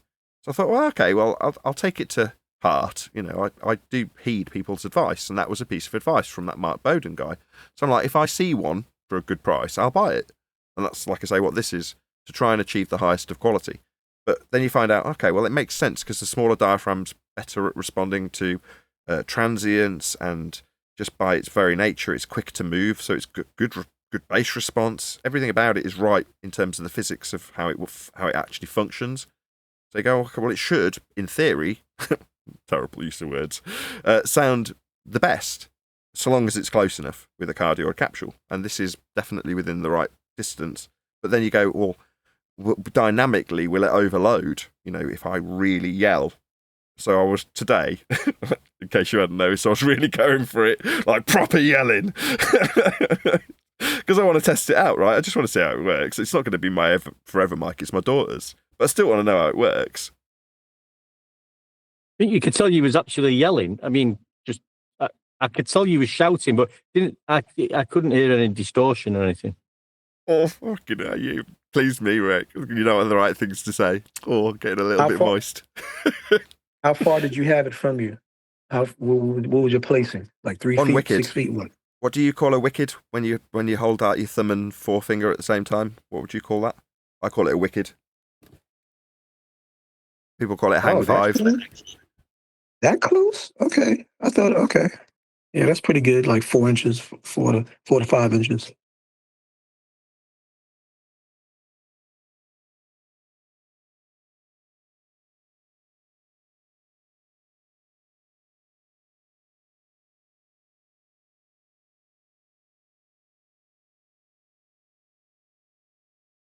No, you're sounding good right now. Sounding warm. You have a pop screen too, right? Nathan? Nathan? He's going for a coffee. Oh, well, I was telling him, I sent them something too, this thing called, hey, you got a pop screen too, right? What? A pop screen, you know, in front, no. Between you and the mic? No. Okay, because that'll even make the T's, P's, and won't have that sound to it. No, I established that earlier with Neil, so I asked if I was putting plosives down it, and he said I wasn't. Did I send you that thing about the chaotic eye? Yeah. It's a okay, yeah, that's a very good investment. I mean, they showed a sample of a demonstration of it where a guy literally did a song on top of a rooftop in the city and was able to, you know, minimize at least 87 to 90% of the city noise, where all he had to do is then put a gate on it, and it was perfect. Sound like he was in I the don't booth. doubt it. Those chaotic eyes are like a studio in an eyeball thing, yeah. But in a room, no, I don't know. I understand how they should work, but I don't know. In here, the whole room's treated. This is as good as it gets. This room's proper dry, it's proper flat. Yeah. It's not too dry. It's got enough scatter plates around the room for it to not be hella dry. Because if you make it too dry, it can become uncomfortable, the room itself, to be in. This isn't. This is really pleasant. I often fall asleep. I fell asleep at the beginning of yesterday's show. So I'm sat saying to Neil, oh man, I'm so tired. I might not have a show today. And then that was the last thing I remember. Right, and then I woke up and I'm looking, I'm like, oh God, where am I? And I look and the timer's going, we're definitely recording, nobody's talking to each other. I'm like, what's going on? Yeah, you're right. Your room is treated well. That thing and also the other thing that looks like it's like a half of a pentagon shaped thing that goes behind the mic and wraps around you like you step into a voting booth. They got those too.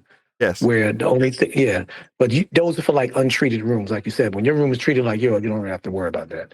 I'm surprised you're not using a pop screen in front of you. Just if you know how to use a mic, you shouldn't need one. I mean, the reason a mic pops is because you put a plosive is basically just a breath of air hitting the capsule and overloading the capsule.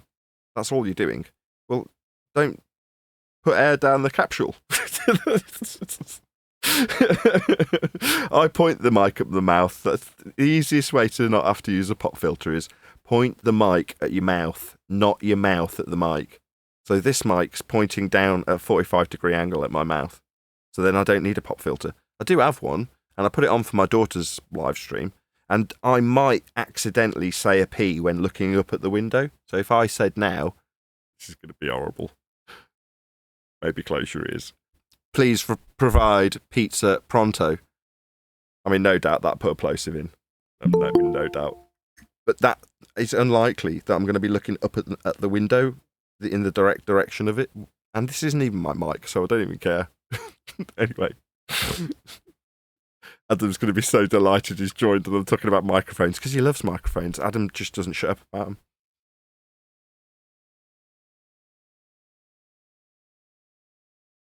Total lie. Adam there, what kind he got? What kind of mics he have? I've actually ordered a mic for Adam. Actually, now you said that.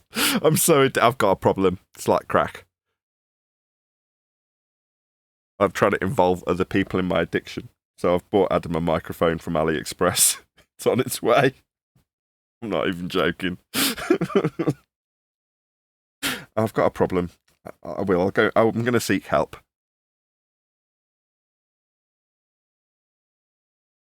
And you have that addiction I had mentioned before when I had said, am I the only one that knows I ordered something but can't wait till it comes and can't wait to break the seal and open up the box excited like a child on Christmas Day?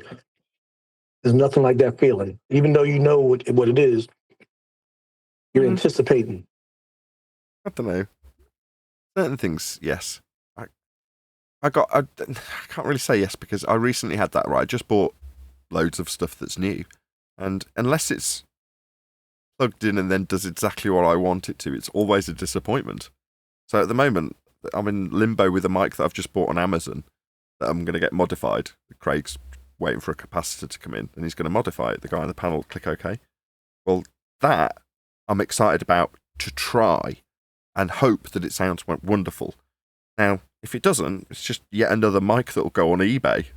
Right, but that one I paid top price for because I couldn't find one. And then sod's law, it came out for 20 quid cheaper on eBay the day I bought it. But in either event, all I want to know is that after it's modified, when I get it in my hands then, I'll plug it up and listen to the result that it produces.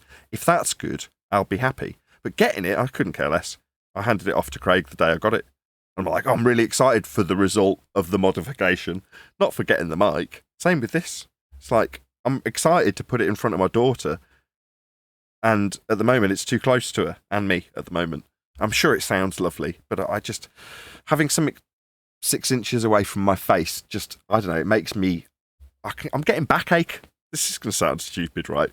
It makes me so claustrophobic that my back is, what's the word? Is it spasm? Where your muscles tighten up around your spine? Is it called spasm? Got the wrong word. It could be. I've got tension around my spine, not because I'm sat in a weird position, nothing other than I've got something very close to me, and I'm conscious of it.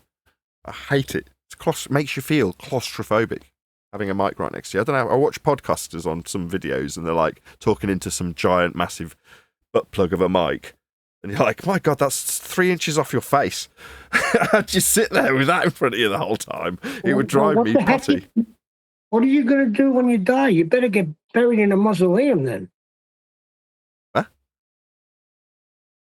If you're that claustrophobic, your family better have a nice mausoleum for you instead of getting buried in a coffin because you're going to lose your mind in there. I'll be dead, Neil. I won't care.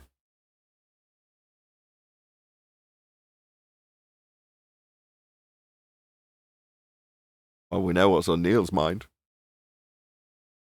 So they say. But I remember reading some stories where they dug up graves and there was scratch marks. People trying to claw their way out. Yeah, and they had bells that you could buy when you bought your grave before you died. You could specify that it would have a bell and a little chain that went down to the coffin just in case you were still alive when you were buried. Well, they say the brain activity is the last to go. So a lot of people, not talking about days out, but a lot of people, heart stops, cold, pulse, but they're not physically dead. And that's going on really big time in the harvesting of these organs nowadays. Pronounced dead, 1001, they're not really dead. Get those organs, now you killed them. Get those organs? I think you've got some misapprehensions about what being a donor involves. No, there's illegal stuff going on. These are on point here. If you're dead, then you have absolutely Neil. nothing to offer the living anymore, including your organs, if you're dead. But you're not dead. That's the point I'm making. They're announcing them dead, but they're not dead.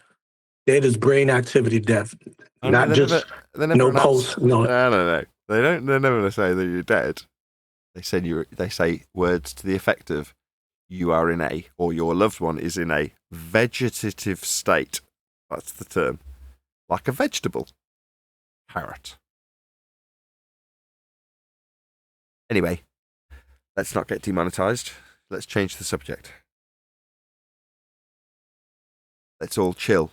Lay like broccoli.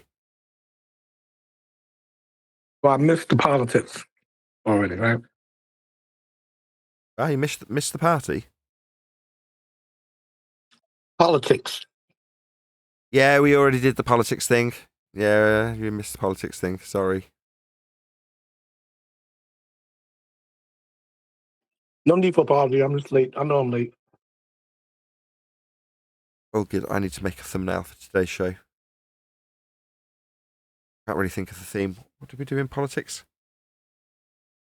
You Moon talked to us about elevation angles.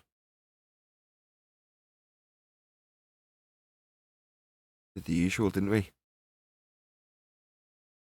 How many globes? A lot of globe interjections? One or two.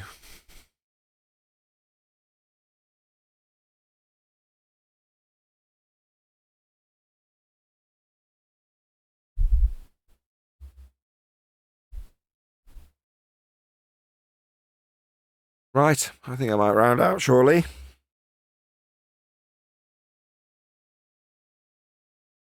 This is going to be the end. With that, I'm going to say another huge, massive, enormous thank you to both Discord and G+ panels for making today's after show possible. And of course, a massive thank you to all of you. I should really put my lights on. For liking, commenting, sharing, subscribing, joining as a Nathan Oakley 1980 channel member, and all that good stuff. I've been Nathan Oakley, and I will see you all in the next video.